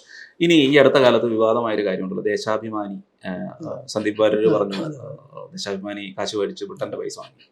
എന്താണ് അതിന്റെ ഒരു സത്യാവസ്ഥ? അത് നമ്മൾ ചർച്ച ചെയ്തു, അവർ എഴുതിയ വിഷയമാണ് ഇത്. ഇതേ രീതിയിൽ അവർ എഴുതിയിട്ടുണ്ട്. ഞങ്ങള് സത്യാഗ്രഹത്തെ എഴുതി പൊളിച്ചു എന്നതാണ്. ഞങ്ങൾ സത്യാഗ്രഹത്തിനെതിരെ എഴുതി പൊളിച്ചു, ഉത്പാദനം കൂട്ടാൻ വേണ്ടി ദേശാഭിമാനി വാരിക അന്നത്തെ ഉപയോഗിച്ചിട്ട് ഞങ്ങൾ ഇതൊക്കെയാണ് ചെയ്തത്. സത്യാഗ്രഹത്തെ എഴുതി പൊളിച്ചു, ഈ തൊഴിലാളികളുടെ ഉത്പാദനം കൂട്ടാൻ ആഹ്വാനം ചെയ്തു. കാരണം നിങ്ങൾക്ക് യുദ്ധത്തിന് പോകുന്നതല്ലേ, യുദ്ധത്തിന് പോകുമ്പോൾ കൂടുതൽ ഫുഡൊക്കെ കഴിക്കണ്ടേ, അതിന് ഉത്പാദനം കൂട്ടാൻ പറഞ്ഞു. 3, ഇവിടുത്തെ ആക്രമണമൊക്കെ ഉപേക്ഷിച്ചിട്ട് നല്ല രീതിയിൽ കാര്യങ്ങൾ മുമ്പോട്ട്. കാരണം അവർക്ക് ഇവിടെ വന്ന് നിങ്ങളുടെ ഈ അക്രമങ്ങളും പ്രശ്നങ്ങളൊക്കെ അമർച്ച ചെയ്യാൻ സമയമില്ല, അവർക്കവിടെ യുദ്ധം ചെയ്യാനുള്ളതാണ്. അത് പറഞ്ഞു. ദേശാഭിമാനി ഈ 3 കാര്യങ്ങൾ ചെയ്തു എന്ന് എടുത്തു വെച്ചിട്ടുണ്ട്. അതെ. അപ്പൊ അന്നാണ് ഈ പറയുന്ന ഗ്രാന്റ്, അതിനുള്ള പേപ്പറിന്റെ എണ്ണം, ഇത്ര പേപ്പർ അനുവദിക്കണം ഞങ്ങൾക്ക് എന്ന് പറഞ്ഞ വ്യക്തമായ രേഖകൾ. അവരെ പേപ്പറ്, കറണ്ട്, കാരണം ഈ നമ്മൾ ഇന്ന് നോക്കുമ്പം ഈ പേപ്പറ്, കറണ്ട് ഇതൊക്കെ എല്ലാവർക്കും കിട്ടുന്ന, അന്ന് അതായത് ബ്രിട്ടന് മാത്രം കിട്ടുന്ന ചില സൗകര്യങ്ങളാണ് കറണ്ട്. അവരുടെ പീപ്പിൾസ് വാറിന് വേണ്ടിയിട്ട് കറണ്ട് വേണം, പ്രത്യേക കറണ്ട് കണക്ഷൻ കിട്ടണം, ഇതൊക്കെയാണ് ആവശ്യം. പകരം ഞങ്ങൾ നിങ്ങൾക്ക് വേണ്ടിയിട്ട് നിങ്ങൾ ഏത് രീതിയിൽ വേണമെങ്കിലും നിങ്ങൾക്ക് വേണ്ടിയിട്ട് എഴുതാം, നിങ്ങൾക്ക് വേണ്ടിയിട്ട് നിങ്ങളുടെ സൈന്യം വരുന്ന സമയത്ത് പാട്ടും ഡാൻസും ആയിട്ട് നിൽക്കാം. ആലോചിച്ച് നോക്കണം, ഈ ശരിക്കും ആലോചിക്കേണ്ട കാര്യമാണ്. ഇന്ത്യൻ സ്വാതന്ത്ര്യ സമരത്തിന് വേണ്ടി വരുന്ന യുവാക്കൾ അവരെ പറഞ്ഞ് കമ്മ്യൂണിസ്റ്റുകാരാക്കി വിടുന്നു. എന്നിട്ട് യുവാക്കളെ കൊണ്ട് ഈ യുവാക്കളെ കൊണ്ടാണ് ബ്രിട്ടീഷ് ഭടന്മാർ വരുമ്പോൾ പാട്ടും ഡാൻസ് നിർത്തിക്കാമെന്ന് പറയുന്നത്. സവർക്കർ ക്ലെമൻസി പെറ്റീഷൻ വഴിയാണോ പുറത്തിറങ്ങിയത്, അതോ പ്രക്ഷോഭങ്ങളുടെ ഫലമായിട്ടാണോ പുറത്തിറങ്ങിയത്? ഒരു കാര്യം വളരെ കൃത്യമായിട്ട് പറയാം, സവർക്കറിന്റെ ഒരു ക്ലെമൻസി പെറ്റീഷൻ പോലും ബ്രിട്ടീഷ് ഭരണകൂടം അംഗീകരിച്ചിട്ടില്ല. ഒന്ന്, സവർക്കർ ആൻഡമാൻ കാലാപാനിയിൽ ഉണ്ടായിരുന്ന കാലത്ത് 2 തവണയെങ്കിലും മുഴുവൻ രാഷ്ട്രീയ തടവുകാരെയും രാജാവിൻ്റെ കിരീടധാരണമൊക്കെ ആയിട്ട് ബന്ധപ്പെട്ടിട്ട് 2 തവണയെങ്കിലും മുഴുവൻ രാഷ്ട്രീയ തടവുകാരെയും സെല്ലുലാർ ജയിലിൽ നിന്ന് വിട്ടയച്ചിട്ടുണ്ട്. അതിൽ ഒരു തവണ പോലും നമ്മൾ സവർക്കറിന്റെ കാര്യം പറയുമ്പോൾ ശരിക്കും മറക്കരാത്തൊരു കാര്യമുണ്ട്. സവർക്കർ സഹോദരന്മാർ എന്ന് തന്നെ പറയണം. ഗണേഷ് സവർക്കറും വിനായക് ദാമോദർ സവർക്കറും 2 പേരും ഒരേ കാലത്ത് അവിടെ ശിക്ഷ അനുഭവിച്ചിട്ടുണ്ട്. 2 പേരും സവർക്കർ സഹോദരന്മാരെ മാത്രം വിട്ടയക്കരുത് എന്ന കാര്യം വളരെ ക്ലിയർ ആയിട്ട് തന്നെ ബ്രിട്ടീഷ് ഭരണകൂടം തീരുമാനിച്ചിരുന്നു. അവരെ മാത്രം വിട്ടയച്ചിട്ടില്ല, മറ്റു മുഴുവൻ രാഷ്ട്രീയ തടവുകാരെയും ക്ലെമൻസി പെറ്റീഷൻ കിട്ടിയിട്ട് വിട്ടയച്ചിട്ടുണ്ട്. അല്ലാതെ പൊതുമാപ്പ് മുഴുവൻ ആളുകൾക്ക് രാഷ്ട്രീയ തടവുകാർക്കും കൊടുത്ത് അവിടെ നിന്ന് വെളിയിൽ പോയിട്ടുണ്ട്. പക്ഷെ ഇവർക്ക് 2 പേർക്കും മാത്രം കിട്ടിയിട്ടില്ല. സവർക്കറിന്റെ ഒരു ക്ലെമൻസി പെറ്റീഷനും ബ്രിട്ടൻ അംഗീകരിച്ചിട്ടില്ല. ഈ സവർക്കർ സഹോദരന്മാരെ കുറിച്ച് പറയുമ്പോൾ ഒരു കാര്യം പറയാതിരിക്കാൻ നിർവാഹമില്ല. കാര്യം വെച്ചാൽ ഒരു കുടുംബത്തിലെ 3 പേര്, വിനായക് ദാമോദർ സവർക്കർ, ഗണേഷ് ദാമോദർ സവർക്കർ, നാരായൺ സവർക്കർ, ഈ 3 പേരും സ്വാതന്ത്ര്യ സമരത്തിന് വേണ്ടി പോരാടിയവരാണ്. ഈ 3 പേരിൽ 2 പേര് ദീർഘകാലം ആൻഡമാനിലെ ജയിലിൽ കിടന്നു. അവരുടെ ഭാര്യമാർ, അന്ന് സവർക്കറിന്റെ ഭാര്യ ഏതാണ്ട് ഒരു പ്രാവശ്യം അങ്ങാണ്ടാണ് അദ്ദേഹത്തെ കണ്ടിട്ടുള്ളത്, ഒറ്റ തവണയാണ് കണ്ടിട്ടുള്ളത്. ഗണേഷ് ദാമോദർ സവർക്കറുടെ ഭാര്യ കണ്ടിട്ടേ ഇല്ല. അവര് നിരന്തരം കത്തുകളയച്ച് ബ്രിട്ടീഷ് സർക്കാരിനോട് ചോദിച്ചു. ഓരോ പ്രാവശ്യവും അവർ കൊൽക്കത്ത വരെ എത്തും, അനുവാദം കിട്ടില്ല, തിരിച്ചു പോകും. അങ്ങനെ അവസാനം അവർ ഭർത്താവിനെ കാണാതെ മരിക്കുകയാണ് ഉണ്ടായത്. അതായത് കാണാൻ പറ്റിയില്ല. നാരായൺ സവർക്കർ എന്ന് പറയുന്ന ആൾ, അദ്ദേഹം കൂട്ടത്തിലെ ഏറ്റവും ഇളയ ആളായിരുന്നു. അദ്ദേഹം നാട്ടിൽ സ്വാതന്ത്ര്യ സമര പോരാട്ടം നടത്തി, അദ്ദേഹവും ജയിലിലാണ്. അത് ഒരു കുടുംബത്തിലെ 3 പേര് ഇന്ത്യൻ സ്വാതന്ത്ര്യ സമരത്തിന് വേണ്ടി ജയിലിലായ ഒരു കുടുംബം, അങ്ങനെയുള്ള മക്കളെ സമ്മാനിച്ച ഒരു കുടുംബത്തിലെ ആളുകൾക്കെതിരെയാണ് ഇത്ര നീചമായ രീതിയിലുള്ള ആക്രമണം നടത്തുന്നത്. ഒരു കാര്യം മനസ്സിലാക്കണം. രണ്ടാമത്തെ കാര്യം, ഈ പറയുന്ന ഈ ഭാര്യമാര് കണ്ടില്ല എന്ന് പറയുന്നത്, ഓക്കെ, അത് നമ്മൾ വിചാരിക്കുന്നത് സ്വാതന്ത്ര്യ സമരം ഒക്കെ ആകുമ്പോൾ അത് നടക്കില്ലല്ലോ. പക്ഷെ അങ്ങനെയല്ല. ഇന്ത്യൻ സ്വാതന്ത്ര്യ സമരത്തിലെ കോൺഗ്രസിനൊപ്പം നിന്ന പല ആളുകൾക്കും, അതായത് നെഹ്റുവിന് ഇതിന്റെ എല്ലാ സൗകര്യങ്ങളും കിട്ടിയിട്ടുമുണ്ട്. അത് കൃത്യമായി ഈ ഒരു വ്യത്യാസം മനസ്സിലാക്കാൻ, ശരിക്കും നെഹ്റു ജയിലിലിരിക്കുന്ന കാലത്താണ് കമല നെഹ്റുവിന് അസുഖം വന്നത്. അതെ, നെഹ്റു പറഞ്ഞു, എനിക്ക് എൻ്റെ ഭാര്യയ്ക്ക് സുഖമില്ല, വെളിയിൽ പോകണം. ബ്രിട്ടീഷ് സർക്കാർ നെഹ്റുവിനെ തുറന്നു വിട്ടു, ജയിലിൽ നിന്ന് വിട്ടു. എന്നിട്ട് ഭാര്യയും കൂട്ടി യൂറോപ്പിലേക്ക് പോയി. അവിടെ ചെന്ന് ഭാര്യയുടെ സുഖവിവരങ്ങൾ, അതായത് ഇവിടുത്തെ കാലാവസ്ഥ പിടിക്കില്ല, യൂറോപ്പിൽ ചെന്നാൽ ഭാര്യയ്ക്ക് ആശ്വാസം, ബ്രിട്ടീഷ് ഭരണകൂടം വിട്ടയച്ച് നെഹ്റു ഭാര്യ യൂറോപ്പിൽ പോയി. അവിടെ ചെന്ന് ഭാര്യക്കൊപ്പം ജീവിച്ച് സ്വാതന്ത്ര്യ സമരം കൊടുമ്പിലേക്ക് കൊള്ളുന്ന കാലത്താണ് ജയിലിൽ നിന്ന് ഇറങ്ങി പോകുന്നത്. അതുമായിട്ട് താരതമ്യപ്പെടുത്തുമ്പോഴാണ് നമുക്ക് സങ്കടം തോന്നുന്നത്. ഒരു തവണയാണ് സവർക്കറിന്റെ ഭാര്യ, അതായത് വിനായക് ദാമോദർ സവർക്കറിന്റെ ഭാര്യ കണ്ടത്. ഗണേഷ് സവർക്കറിന്റെ ഭാര്യ ജയിലിന് ശേഷം കണ്ടിട്ടേ ഇല്ല. അതും ആലോചിക്കേണ്ട ഒരു കാര്യം എന്ന് വെച്ചാൽ, ഇവര് വിവാഹത്തിന് ശേഷം ഒരുപാട് കാലത്തിന് ശേഷം ഒന്നുമല്ല ഇവർ ജയിലിലാണ്, വിവാഹത്തിന് തൊട്ടടുത്ത വർഷങ്ങളിലാണ്. ഈ ഒരു താരതമ്യം കൂടി നോക്കിക്കഴിഞ്ഞാൽ മാത്രം ഇവരുടെ വിനായക് സവർക്കർ വിവാഹം കഴിച്ചതിന് ശേഷം ലണ്ടനിൽ പോവുകയും ലണ്ടനിൽ വെച്ച് അറസ്റ്റ് ചെയ്ത് തിരിച്ചു കൊണ്ടുവരുമ്പോൾ ഇന്ത്യയിൽ എത്തിച്ചപ്പോഴാണ് ആദ്യം ഒന്ന് കാണുന്നത്. അതായത് എനിക്ക് തോന്നുന്നു 1906 ശേഷം സവർക്കർ ബ്രിട്ടനിൽ പോകുന്നു, ഇന്ത്യ ഹൗസിൽ സ്വാതന്ത്ര്യ സമര പ്രവർത്തനം നടത്തുന്നു, തിരിച്ചു വന്ന് അവിടെ നിന്ന് അറസ്റ്റ് ചെയ്യപ്പെടുന്നു, തിരിച്ചു വന്ന വഴിക്ക് മറ്റേ കപ്പലിൽ നിന്ന് ചാടുന്നു. അങ്ങനെയുള്ള അന്താരാഷ്ട്ര നീതിന്യായ കോടതിയിലെത്തിയ ഒരു കേസാണ്. അത് വേറൊരു വിഷയം. ഇതൊക്കെ സംഭവിച്ച അദ്ദേഹം നാട്ടിലെത്തി എന്ന് പറഞ്ഞാൽ കൊണ്ടുവരികയാണ്.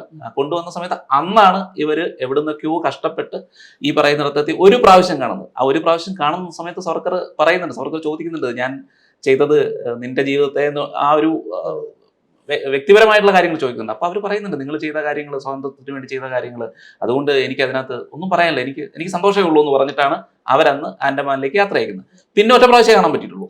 പിന്നെ ഈ 10 വർഷത്തിനകത്ത് ഒരു പ്രാവശ്യം കാണുന്നത്. ഗണേഷ് സവർക്കർക്ക് കാണാനേ പറ്റിയില്ല. അതായത് ഈ ഗണേഷ് സവർക്കറുടെ ഭാര്യ എന്ന് പറയുന്നത് വിനായക് സവർക്കറിന്റെ അമ്മയെ പോലെ അദ്ദേഹം കരുതിയിരുന്ന ഒരാളാണ്. അവരെ കാണാൻ കൂടി പറ്റിയില്ല. അങ്ങനെയാണ് അവരുടെ ജീവിതം ചെയ്യുന്നത്. അതായത് ഒരു കുടുംബത്തിലെ 3 പേര്.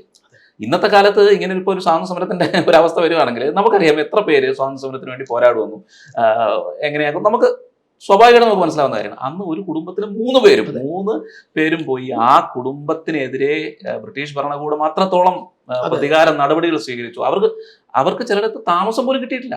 ഈ പറയുന്ന സവർക്കറെ കാണാൻ വന്ന ആളിന് ഈ ഭാര്യമാര് അവരെ കാണാൻ വന്ന ഭാര്യ, അതായത് രണ്ടുപേരുടെയും ഭാര്യമാരുണ്ടല്ലോ, സവർക്കറെ കാണാൻ വന്ന സമയത്ത് അവർക്ക് താമസിക്കാൻ സ്ഥലം കിട്ടില്ല. അവര് പിന്നെ വഴിമരത്ത് കിടന്നുറങ്ങിയിട്ടൊക്കെയാണ് കാണാൻ പറ്റും. കാര്യം വിപ്ലവകാരി ആയതുകൊണ്ട് വീട്ടിൽ കയറ്റിയില്ല. അല്ല, ഈ വിപ്ലവം എന്ന് പറയുമ്പോൾ തെറ്റിദ്ധരിക്കും. ആ വിപ്ലവമല്ല, ഇത് ഇന്ത്യൻ സ്വാതന്ത്ര്യ സമരത്തിലെ വിപ്ലവം.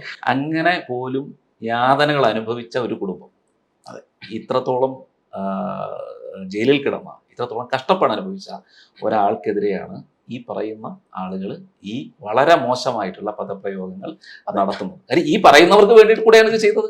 സവർക്കർ അപ്പോൾ എങ്ങനെയാണ് പുറത്തെത്തുന്നത്? അല്ല, ഒരു വലിയൊരു മിസ്കൺസെപ്ഷൻ ആണ്, ശരിക്കും വലിയൊരു തെറ്റിദ്ധാരണയാണ്. ഈ ക്ലെമൻസി പെറ്റീഷനുകൾ കാരണമാണ് സവർക്കർ പറയുന്നത്. നമ്മൾ ആദ്യം പറഞ്ഞല്ലോ, അത് മുഴുവൻ നിരാകരിക്കപ്പെട്ടു. പക്ഷേ സവർക്കർ എല്ലാ കാലത്തും ഇന്ത്യയിൽ വലിയൊരു വികാരമായിരുന്നു. അപ്പം ഇത്ര കാലത്തിന് ശേഷവും സവർക്കറിനെ ജയിലിൽ നിന്ന് വെളിയിൽ വിടാത്തത് വലിയൊരു അനീതിയാണെന്ന് ഇന്ത്യയിൽ മൊത്തത്തിൽ. നമ്മുടെ സർദാർ വല്ലഭായ് പട്ടേലിന് സഹോദരനുണ്ട്, വിത്തൽ ഭായ് പട്ടേൽ. ഇവരൊക്കെ അന്ന് അന്നത്തെ പാർലമെന്റ് ഉണ്ടല്ലോ, ബ്രിട്ടീഷ് ജനപ്രതിനിധികൾ, അവരുടെ നിയമനിർമ്മാണ സഭകളിലൊക്കെ വലിയ പ്രക്ഷോഭങ്ങൾ, വിത്തൽ ഭായ് പട്ടേലിൻ്റെയും മറ്റുള്ളവരുടെയും നേതൃത്വത്തിൽ വലിയ പ്രക്ഷോഭങ്ങൾ, സഭയ്ക്കുള്ളിൽ വലിയ ആവശ്യങ്ങൾ വന്നു. പിന്നെ രണ്ടാമതൊരു കാര്യം വന്നത്, ഗാന്ധിജി അടക്കമുള്ള ആളുകൾ എഴുതി ഇന്ത്യയിൽ മൊത്തത്തിൽ സവർക്കറിനെ വെളിയിൽ വിടണം എന്നൊരു ആവശ്യം ഉണ്ടായിരുന്നു. 2, ഈ ആൻഡമാൻ നിക്കോബർ ദ്വീപുകൾ, കാരണം ഏകദേശം ഈ കാലത്ത് കൂടിയിട്ട് ബ്രിട്ടന്റെ മൊത്തത്തിലുള്ളൊരു ഔട്ട്ലുക്ക് മാറി. അവർക്ക് ഇതുപോലൊരു കാലപ്പാനി പോലൊരു നിഷ്ഠൂരമായിട്ടുള്ള ജയിൽ വെച്ചുകൊണ്ടിരിക്കുന്നത് വലിയൊരു പ്രശ്നമായിട്ട് വന്നു. അതിൻ്റെ ചിലവുകൾ, പിന്നെ അതിൻ്റെ മാനസിക പ്രശ്നങ്ങൾ, അങ്ങനെ പലതും. അവർക്ക് ഇത് നിർത്തലാക്കുക കൂടി ഒരു ലക്ഷ്യം ഉണ്ടായിരുന്നു. അപ്പോൾ സവർക്കറിനെ ഇന്ത്യയിലേക്ക് കൊണ്ടുവരാൻ അവർ തത്വത്തിൽ തീരുമാനമെടുത്തു. പക്ഷേ ഏറ്റവും വലിയ പ്രശ്നം എന്താണെന്ന് വെച്ചാൽ, മുഴുവൻ ബ്രിട്ടീഷ് പ്രവിശ്യകൾ ഒരു കാര്യം പറഞ്ഞു: ഞങ്ങൾക്ക് സവർക്കറെ വേണ്ട, സവർക്കറെ ഞങ്ങളുടെ പ്രവിശ്യയിലേക്ക് കൊണ്ടുവരരുത്. പ്രത്യേകിച്ച് എല്ലാ കാലത്തും മഹാരാഷ്ട്ര പ്രവിശ്യയാണ് പറഞ്ഞത് സവർക്കറിനെ മഹാരാഷ്ട്രയിലേക്ക് കൊണ്ടുവരരുത്. അങ്ങനെ നിരന്തരമായിട്ടുള്ള ഒരു സ്ഥലത്ത് സവർക്കറിനെ കൊണ്ടുവരാൻ വേണ്ടിയിട്ടുള്ള ആവശ്യങ്ങൾ, മറുവശത്ത് ബ്രിട്ടീഷ് അഡ്മിനിസ്ട്രേറ്റീവ് തന്നെ ആ കാലാപാനിയിൽ നിന്ന് കൊണ്ടുവരണം. പക്ഷെ ഇന്ത്യൻ ബ്രിട്ടീഷ് ഭരണകൂടങ്ങൾ ഒന്നും തന്നെ സവർക്കറിനെ കയറ്റില്ല എന്ന് പറഞ്ഞു. എങ്കിലും അവർ തത്വത്തിൽ അവർക്ക് മാറ്റിയേ പറ്റൂ എന്നൊരു സിറ്റുവേഷൻ വന്നപ്പോൾ അവർ രത്നഗിരിയിലെ ജയിലിലേക്ക് മാറ്റുകയാണ്. അതും മഹാരാഷ്ട്രയുടെ കൊണ്ടുവരാനോ ഇന്ത്യൻ സ്വാതന്ത്ര്യ സമരത്തിൽ ഏതെങ്കിലും രീതിയിൽ സഹകരിക്കാനോ ഒന്നും സംഭവിച്ചില്ല. രത്നഗിരിയിലെ ജയിലിലേക്ക് മാറ്റുന്നു. അതിനുശേഷം ഹൗസ് അറസ്റ്റ്, വീട്ടുതടങ്കലിൽ സൂക്ഷിക്കുന്നു. അതിനുശേഷം വീണ്ടും ആ രത്നഗിരി ജില്ല വിട്ടിട്ട് വെളിയിൽ പോകാൻ പറ്റില്ല. അങ്ങനെയാണ് സവർക്കറിന്റെ ജീവിതത്തിൻ്റെ ഒരു സിംഹഭാഗവും ഈ കാലാപ്പാനി, അതിനുശേഷം തടവ്, അതിനുശേഷം എന്താ പറയുക, ഒരു ജില്ലയിലെ ഒരു ചെറിയൊരു പ്രദേശത്തെ തടവിൽ ജീവിക്കുക. അങ്ങനെ സവർക്കറിന്റെ ജീവിതം ഏതാണ്ട് ഇവർ ഈ പറയുന്ന ബ്രിട്ടീഷുകാരൻ്റെ ബ്രിട്ടീഷുകാരനായിരുന്നു എന്നൊക്കെ പറഞ്ഞുകൊണ്ടിരുന്ന ആളിനെ ഇന്ത്യയിലെ ജയിലുകളിലേക്ക് കൊണ്ടുവരുമ്പോൾ ഓരോ പ്രവിശ്യ സർക്കാരുകളും അതിന് മറുപടി അയച്ച കാര്യങ്ങൾ രേഖകളുണ്ട്. അതിലവർ പറയുന്നത് വെച്ചാൽ ഇയാളെ ഈ ജയിലിൽ കൊണ്ടുവന്നാൽ ഈ ജയിലിലുള്ള ആളുകളുടെ സ്വാതന്ത്ര്യം തുടങ്ങും, സ്വാതന്ത്ര്യ സമരത്തിന് വേണ്ടി പ്രശ്നം തുടങ്ങും, പുറത്തും തുടങ്ങും എന്ന അത്രത്തോളം അപകടകാരിയായ ഒരു സ്വാതന്ത്ര്യ സമര സേനാനിയാണ് സവർക്കർ എന്ന് 1924 വരെ ബ്രിട്ടീഷ് ഭരണകൂടത്തിലെ പല പ്രവിശ്യകളും പറഞ്ഞിട്ടുണ്ട്. അതിന് രേഖകളുണ്ട്. ഈ ആരോപണം ഉണ്ടല്ലോ, സവർക്കർക്കെതിരെയുള്ള ഈ ആരോപണം, അതായത് ഷൂനക്കി എന്നുള്ള പ്രയോഗമാണ് നേരത്തെ നമ്മൾ പറഞ്ഞ ചരിത്രം അനുസരിച്ച് ഇന്ത്യൻ സ്വാതന്ത്ര്യ സമരത്തിന് വേണ്ടി ഇത്രയും പോരാടിയ ഒരു നേതാവിനെതിരെ ഇവർ ഉപയോഗിക്കുന്നത്. ഇതിൽ ഏറ്റവും വലിയ തമാശ എന്താണെന്ന് വെച്ചാൽ, ഇത്ര കാലം ഏകദേശം നമ്മൾ ഈ കാലദൈർഘ്യം പറഞ്ഞല്ലോ, ഇത്ര കാലം ലോകത്തിലെ ഏറ്റവും നിഷ്ഠൂരമായിട്ടുള്ള ഏറ്റവും ബുദ്ധിമുട്ടേറിയ ഒരു ജയിലിൽ ഇത്ര കാലവും കിടന്നൊരു വ്യക്തിയെ പറ്റിയിട്ട്, അദ്ദേഹത്തെ പറ്റിയിട്ട് അദ്ദേഹം ബ്രിട്ടീഷുകാരുടെ ഷൂനക്കിയാണ് എന്നൊക്കെ ആരോപണം ഉന്നയിക്കുമ്പോൾ നമ്മൾ ആലോചിക്കണം, ബ്രിട്ടന്റെ കൂടെ നിന്ന് അവരുടെ പാദസേവ ചെയ്ത് അവർക്ക് വേണ്ടി എന്തും ചെയ്തു കൊടുക്കാൻ തയ്യാറാണെന്ന് എഴുതി കൊടുത്തവരെ നമ്മളിപ്പോൾ അവരെന്തൊക്കെ നക്കിയെന്നാണ് നമ്മൾ പറയേണ്ടത്? അത് എനിക്ക് തോന്നുന്നത് തീരുമാനിക്കട്ടെ. ഈ കഴിഞ്ഞ കാലങ്ങളിൽ ഇപ്പോൾ 1 വർഷം ആകാൻ പോകുന്നു ഈ പന്തയം വെച്ചിട്ട് വെല്ലുവിളി കൊടുത്തിട്ട്, ഇതുവരെ ആരും എത്തിയിട്ടില്ല. 1 ലക്ഷത്തിൽ കൂടുതലായി എനിക്ക് തോന്നുന്ന പ്രതിഫല തുക, പന്തയത്തുക. പ്രതീക്ഷിക്കുന്നുണ്ടോ ആരെങ്കിലും വരുമെന്ന്? പ്രതീക്ഷയൊന്നുമില്ല. കാരണം സത്യസന്ധമായിട്ട് പറഞ്ഞാൽ ഞാൻ വളരെ നാളെടുത്ത് ഈ ഡോക്യുമെന്റുകളെല്ലാം വായിച്ച് എനിക്ക് വ്യക്തമായ ബോധ്യത്തിന്റെ പേരിലാണ്, അതായത് അങ്ങനെ ഒന്നും സവർക്കറിന്റെ ഭാഗത്തു നിന്ന് ഉണ്ടായിട്ടില്ല എന്ന് വ്യക്തമായ ബോധ്യത്തിന്റെ പുറത്താണ് ഞാൻ അങ്ങനെ ഒരു പന്തയത്തിന് ഇറങ്ങിയത്. എന്തായാലും ആരെങ്കിലും അങ്ങനെ ഒരു ഇതുമായിട്ട് വരികയാണെങ്കിൽ ഞാൻ പറഞ്ഞ 10,000 രൂപ കൊടുക്കാൻ ഞാൻ ഇപ്പോഴും തയ്യാറാണ്. എനിക്കും അതൊരു പുതിയൊരു അറിവാണല്ലോ, നമ്മൾ ചരിത്രം പഠിച്ചുകൊണ്ടിരിക്കുന്നതാണല്ലോ. അങ്ങനെ ഉണ്ടായിട്ടുണ്ടെങ്കിൽ ആരെങ്കിലും മുമ്പോട്ട് വരികയാണെങ്കിൽ ഉറപ്പായിട്ടും ആ 10,000 രൂപ കൊടുക്കാനും ആ ഡോക്യുമെന്റ് വായിച്ച് എൻ്റെ തന്നെ ചരിത്രജ്ഞാനം കൂട്ടാനും വളരെ സഹായിക്കുന്നൊരു ഞാൻ തയ്യാറാണ്. എന്തായാലും ഇന്ത്യൻ സ്വാതന്ത്ര്യ സമര ചരിത്രവുമായിട്ട് ബന്ധപ്പെട്ട കാര്യങ്ങൾ, ഇതുമായിട്ട് ചരിത്രത്തിന്റെ ഭാഗമായിട്ടുള്ള പല ചതികൾ, ഒറ്റുകൊടുക്കലുകൾ, ഈ കമ്മ്യൂണിസ്റ്റ് പാർട്ടി ചെയ്ത ചതികൾ, സ്വാതന്ത്ര്യ സമര പോരാട്ടങ്ങളുടെ കഥകൾ, ഇതുമായി ബന്ധപ്പെട്ട് വീണ്ടും നമുക്ക് ഈ വേദിയിൽ തന്നെ വീണ്ടും കാണാമെന്ന് പ്രതീക്ഷിക്കുന്നു. അല്ല, അതേപറ്റിയിട്ട് സംസാരിക്കാനാണെങ്കിൽ നമ്മൾ തുടർച്ചയായിട്ട് 1 വർഷം സംസാരിച്ചു കഴിഞ്ഞാൽ പോലും തീരാത്തത്ര വലിയ ചതിയാണ് ഇവര് സ്വാതന്ത്ര്യ സമരത്തോടും മുഴുവൻ ഇന്ത്യൻ റിപ്പബ്ലിക്കിനോടും എല്ലാ കാലത്തും ഇന്ത്യൻ ദേശീയതയോടും. തീർച്ചയായിട്ടും. അപ്പോൾ വീണ്ടും കാണാം. വീണ്ടും ബ്രേവ് ഇന്ത്യയുടെ വേദിയിൽ രഞ്ജിത്തിനെ പ്രതീക്ഷിക്കുന്നു. വീണ്ടും കാണാം. നമസ്കാരം.